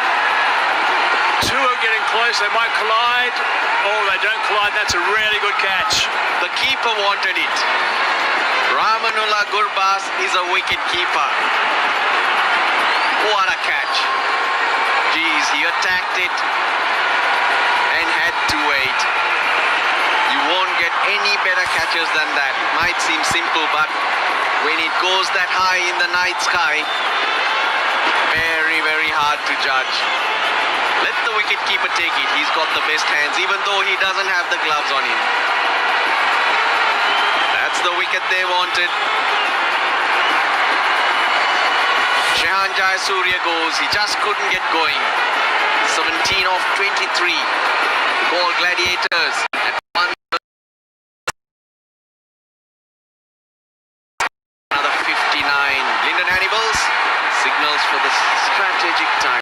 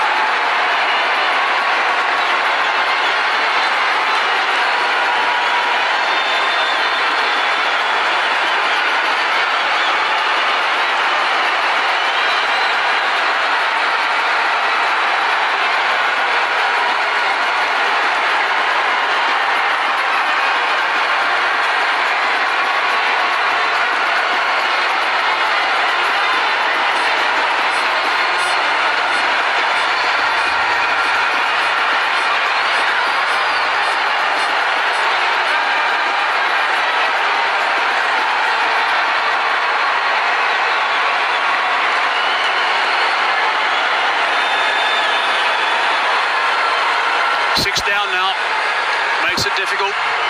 Mohammad Shiraz has arrived at the crease. One ball left in the 16th over.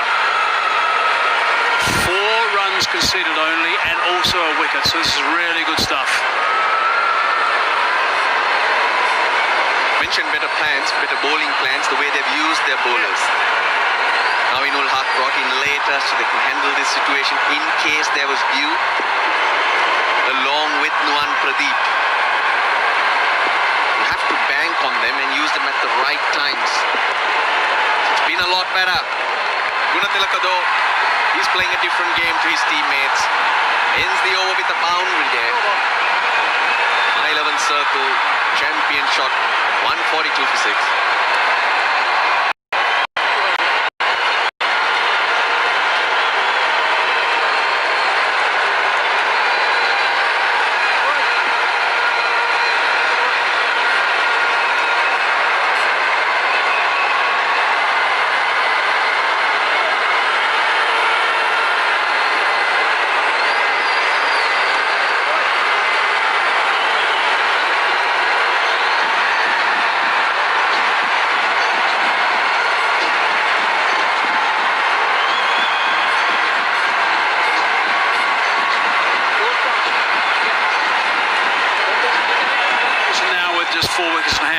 Looking a bit tough. 55 from 24. Gladitors is 79 not out. 47 balls. He's playing like a champion actually. There's an opportunity just to get a reminder about the My 11 Circle app that you can download. Make your team. Get the stars involved. Plenty of games to play with in this LPL. And you can have a lot of fun with that, that's for sure. There's 4 overs remaining. Pretty. It's nicely bowled, nice and in at the pads. That's what he likes to do at this stage. From the 2 seamers. Gladitors. He hasn't given up yet. 54 of 23, still gettable. A few more of that, then the pressure could revert onto the Kandy Tuskers, maybe create some doubt and maybe think, oh, not again. Then the mistakes could creep in. Strange things, we've seen strange things happen in sport. It's going to be a bit of a lone ranger performance, I think. Gladitors played really nicely. Just got to make sure his partner's getting back on strike as often as they possibly can. It's going to have to go past 3 figures. Why I said, oh no, not again. They've lost 2 close games, the Tuskers. And the thoughts and memories of those games, which are not too long ago, can creep in. Cause problems in your head. Yeah, that's right. And Deliska has been outstanding. As we see Joe Saria get out, across the line, the ball went very, very high. Very impressive. He was calling for the ball he wanted. That was a very, very good catch. Look at the size of that leading edge. Oh, it's beautifully bowled. That really is nicely bowled. You cannot do too much with that at all. That's what he does, Nuwan Pradeep. Angles in, specialist death bowler.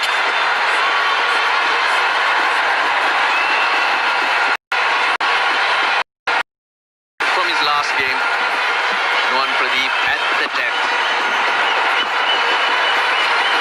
Perfect.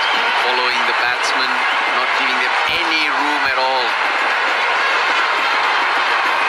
So at the death, that's where he is. Hardly anything short, goes a slower ball. You'd rather be on the fuller side than the shorter side, maybe. Yeah, he's the man. He's the man that does it at the back end for Sri Lanka, and he's doing it for Kandy Tuskers as well. This was today, that last ball he bowled. Shiraz unable to do anything at all with it. Even that one, that length is outstanding as well, and it's across the batsman. That was absolutely fine. There's nothing wrong with that ball at all. That was beautifully bowled. Precise.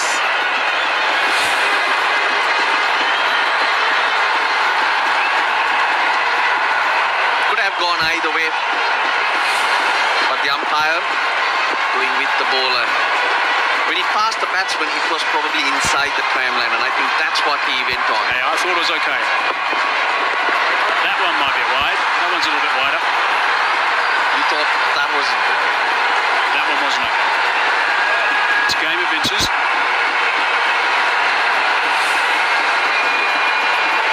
the thing with that is he's got a clear plan. If you have a look at the way his field's set, that's his plan. He's going wide Yorkers. I like it, but if he misses it by an inch, unlucky. At least he's got a plan. He's sticking to it and he's trying to execute it. He's committing to it. He's not tentative.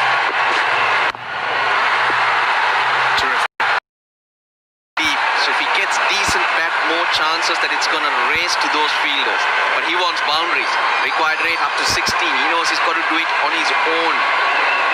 So suddenly, the rhythm, Gunatilaka's rhythm and game plan has changed, and it's becoming harder because you're going out of your zone now.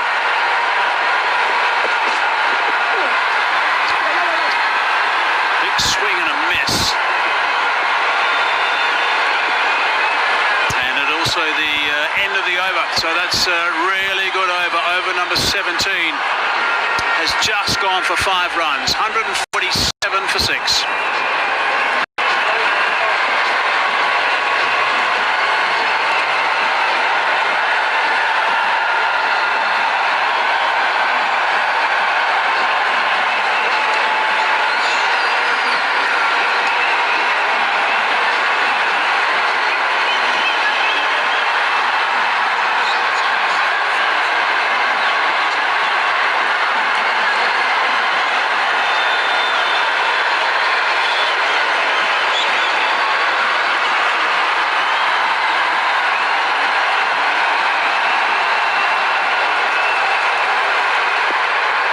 Tough now.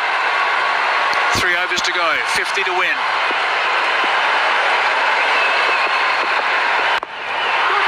Hard into the ground. Oh no! Just the single. This has been really good stuff from the Tuskers. They've controlled things nicely. In a really awkward time right now. They were not too far away from getting over the line, but they had to respond. Such losses that they have experienced can be ever so deflating. Made a few changes to the team, come up with better plans, executing it a lot better. And let's not forget,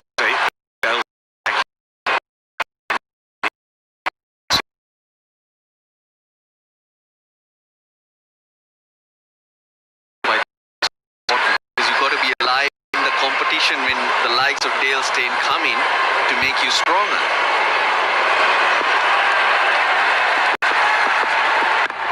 That's high on the splice. It's got full safety though.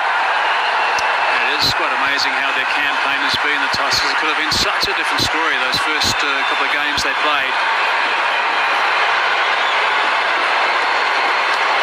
On the wrong side of some very tight ones. This Jaffna Viiking's bowled really well. He's bowled a heavy ball. He's bowled some good lengths. Granted, he hasn't been under that much pressure at the back end, but he's been really good. Interesting wrist. Gives it a little flick, which makes it very deceptive and hard to judge for a batsman. If you have a closer look, you'll see that. Just going at over 7.5 and over. That's all. A bit slower that time. Still, the batsman couldn't do too much with it. Should be out, is out, direct hit, gone. Zing Bales have lit, and they are celebrating the Tuskers. Gunaratne attacked it, the throw on the bounce. Gunatilaka getting the dive out. I can give it out from here. Oh, he's miles out. He's miles out, Danushka. The thing with that, though, is Danushka had to try and get back on strike because he was fighting a one-man show there. So you can't blame him for that. A very, very good innings there from Danushka Gunatilaka. 81 for 52. Really, really well played.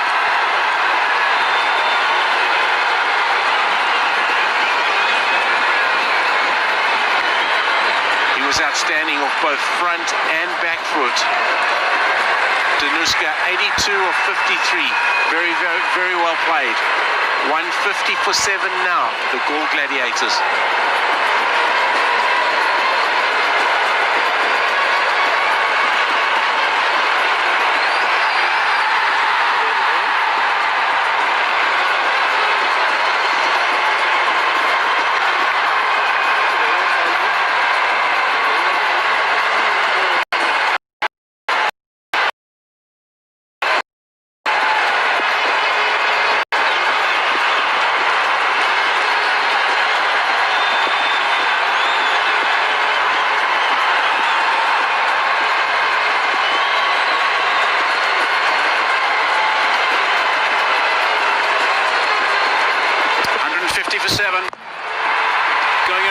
top, is it? Yes. Just over the top. Not much in it, but these boundaries are important at the end. For a moment, Munaf Patel at mid-off thought he had a chance. I think it was a good idea to bail out.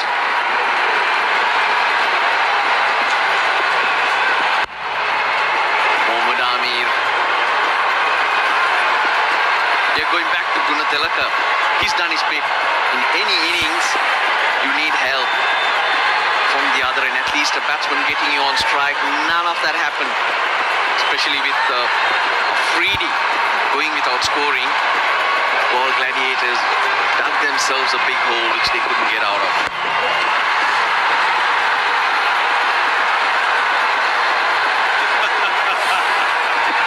He's improving with every game. Naveenul Haq, confidence growing. You can see him hustling and bustling around in the field too. Outstanding throw. Really good.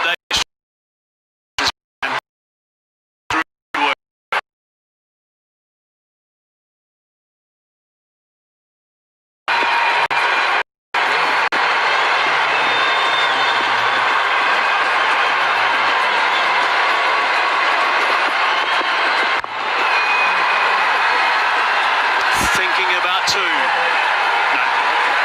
Luckily they decided just on the single. So 8 from that over. Only 2 overs remaining now. 155 for 7.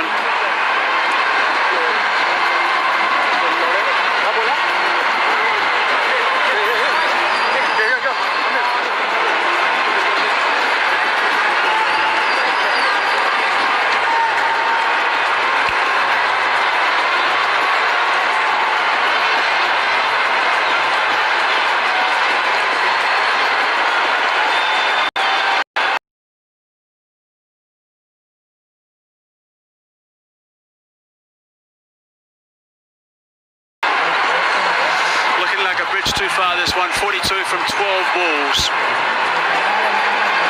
3 wickets in hand, that's their problem. Good to Lanka 83, he was 82 rather, 53 balls, he was really good. And unfortunately when he was dismissed, I think that probably ended the campaign for the Gladiators. Unless they can get some really big bounties. One really big over here might just help their cause a little bit, but it's going to be tough.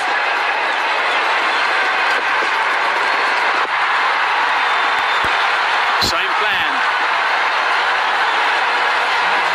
Pradeep won't deviate from that plan.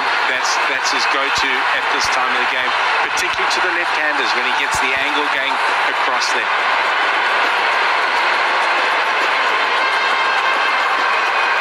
It's a bit of argy-bargy out there. Naveenul Haq charged up from the boundary line, going up to the circle to cheer his bowlers on. Maybe even to get in the ear of the batsman.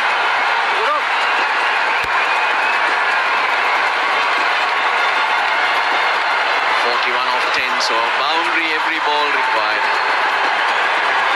He's back on the 30-yard, Naveenul Haq. I wonder what's going to happen with the Cycle Incense Fair Play Award, Russ, after that little chat in the middle they had. Don't think they'll be too worried with the bottom anyway.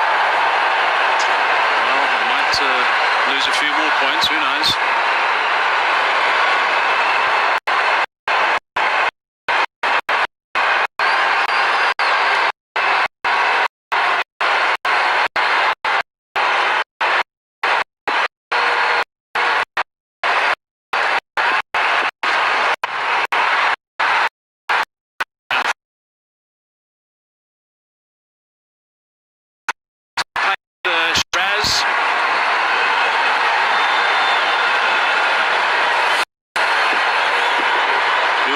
Looking to execute his Yorker, he's just got that wrong, just a little bit full.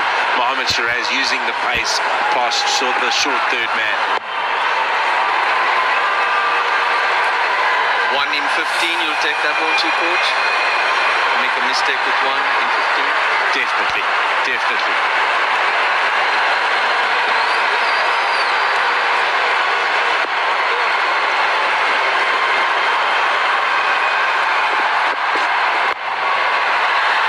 Straight to the thing that happened today was the Kandy Tuskers had fielded a lot better. Between overs,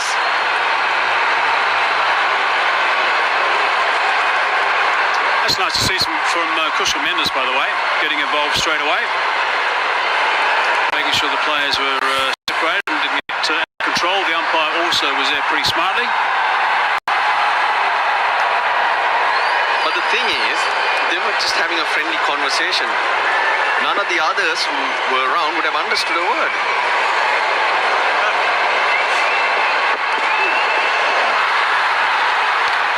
And some languages could sound rough. Well, that would have been an interesting conversation there, because it was Naveen, the boy from Afghanistan who talks Pushto, to Mohammed Amir talking Urdu. I don't think they would have understood each other either.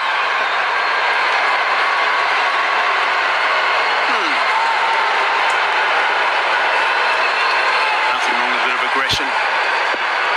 Friday doesn't get out of control. As soon as what it means to these guys, it's well controlled by the players and also the umpire, so no real damage. But what was said, no one knows. 162 for 7.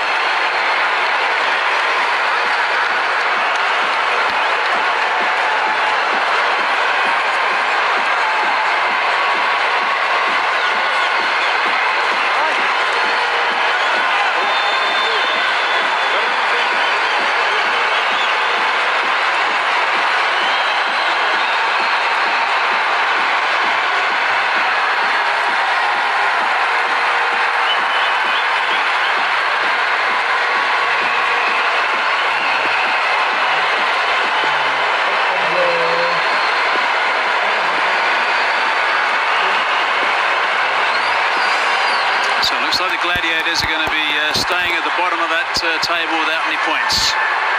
Naveen Haq will start the last over. Down the ground, has he got 6 runs? I think he has. That's a good shot. Very nicely played. It's a little head-to-head, this little over. Slap that hard, Mohammad Amir. And you immediately know who the winner is. Look at how quickly Naveen Haq turns and goes back to his mark.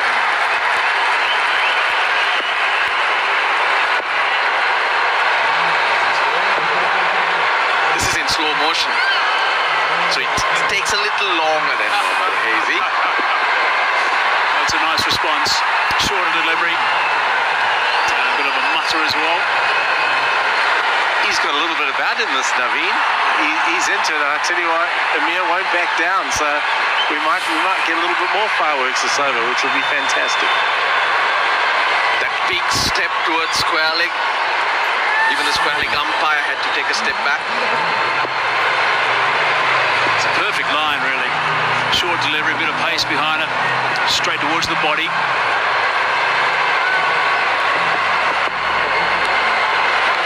Just got something on that, but not enough. But great bowling. One on a length, the next one a little quicker and short, this one slower.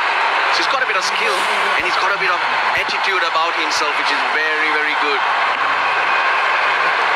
Yeah, it is good to see. He certainly backs himself. Just on another topic. There we go. Look at him. Look at that steel in his eye. Brendan Taylor did well to collect it behind the stumps.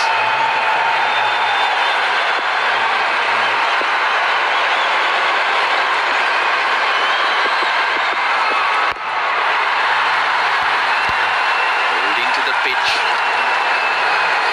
It's a very effective ball even in the game before. Another Afghan, Aftab Alam, showed how to do it. Yorkers, slower bouncers. 2 balls remaining in this innings. Still going too. The top of his mark, he's still having a bit of a mutter. The umpire had to turn around and have a bit of a word.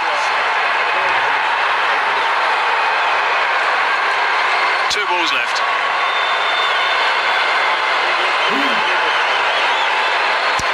They need.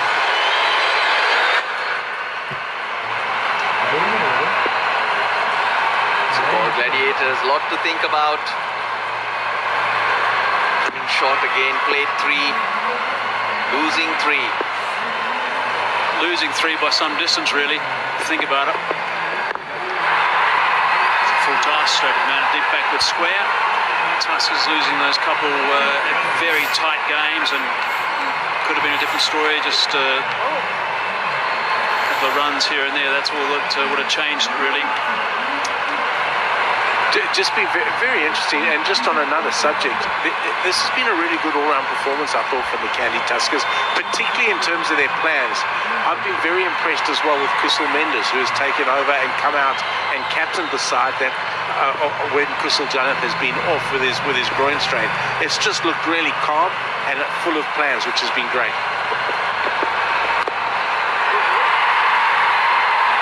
Bottom edge, down the fine leg. And that is going to be the end.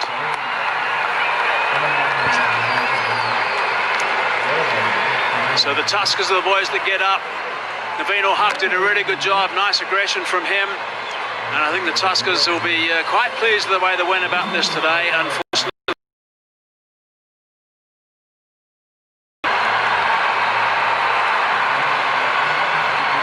so that's the end of the double header. They knew they had to fight and fight really well today. And there's Kusal Mendes still trying to calm down Navino Huck. You can see that Amir is still upset. Game is over now, boys. Tuskers have won. You can chill a little bit now because they've done a really good job, but I think this is going to go on for some time. This one, we might see round 2 at some stage. Oh, there we go. Standing his ground.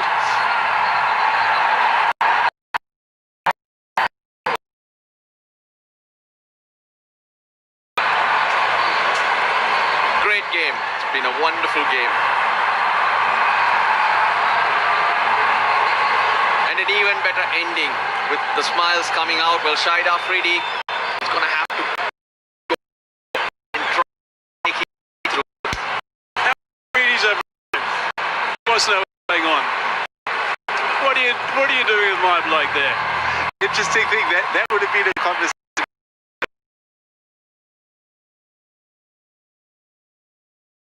The stairs. That's experience. The blink of an eye too. Very funny. Brendan Taylor coming into the side for this game. 51. That's what's given them Here we go. Here's Afridi. a score to defend.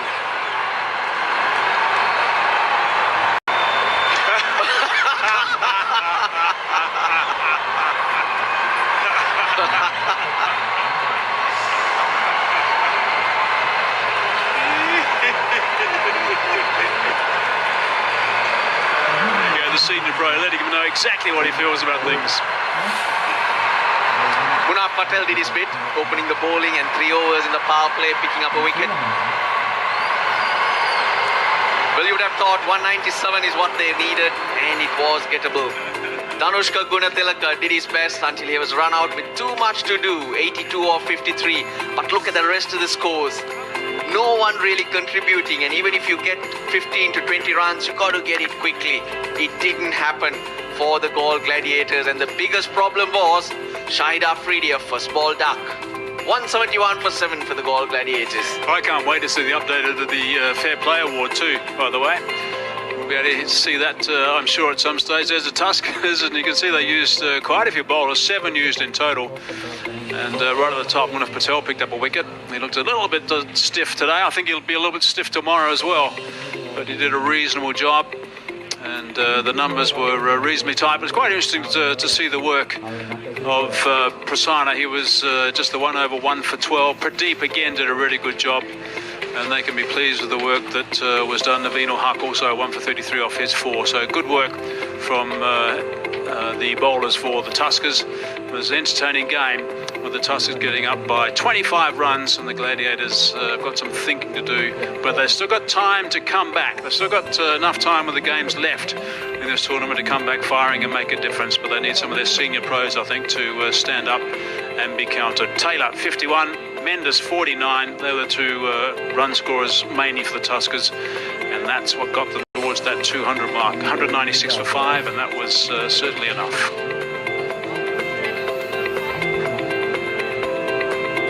Hi, hello people. Hi my dear viewers, I hope you enjoyed. So that's the story. This match was Tuskers winning by 25 runs. That'll be a change room that'll be a little bit happier now than what they have been so far in this tournament. I would think that the Gladiators will be sitting there right now and having a bit of a chat about things and just being a little bit depressed about how things have gone so far, but a little bit of a smile from the captain, and maybe he's going to do a little bit of camera work as well, which will be quite handy as top off the day.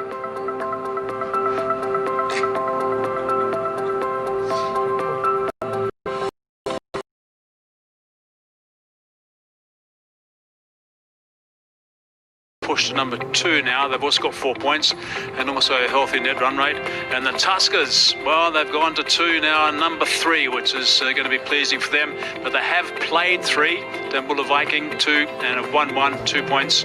Their net run rate, unfortunately for them, is not great. And the Galle Gladiators down the bottom without any points at all. So keep an eye on that net run rate situation. And there's a couple of teams there that have got that nicely sorted out. And also they've got the most points with 4 points at 1 and 2 as well. Okay, time for a break. We'll be back shortly.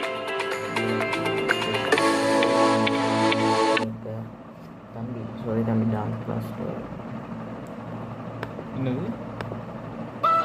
Sorry, Thambi dance class admission more so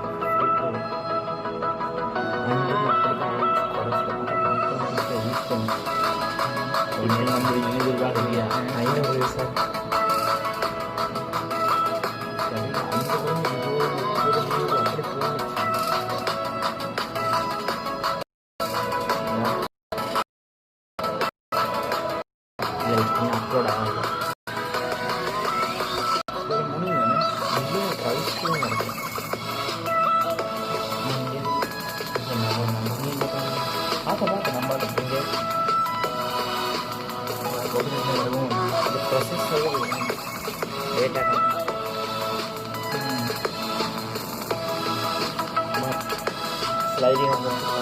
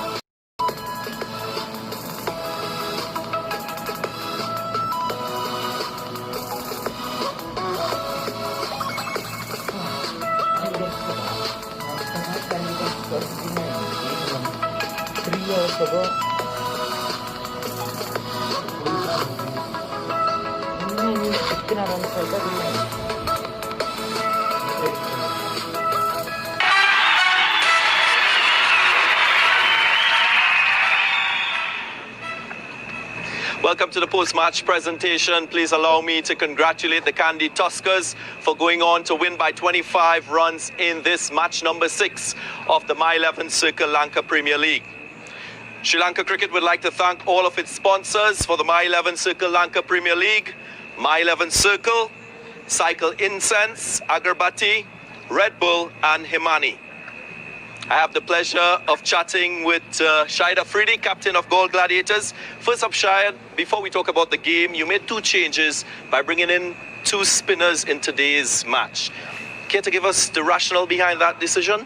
No, because in the first 2 games, we guys was struggling to ball a right area, especially the fast bowler. And we just tried, as a team meeting, we just tried to go with the spinners because we have some good spinners there. But I think we're making some big mistake. I think that total was chaseable. And but the main thing was that keeping wickets in the hand, we didn't. You looked a lot better with the ball, and you mentioned that total was a total on par, given what we've seen in previous matches. Yeah. Was it the batting that let you down today, you would say? I think today batting as well.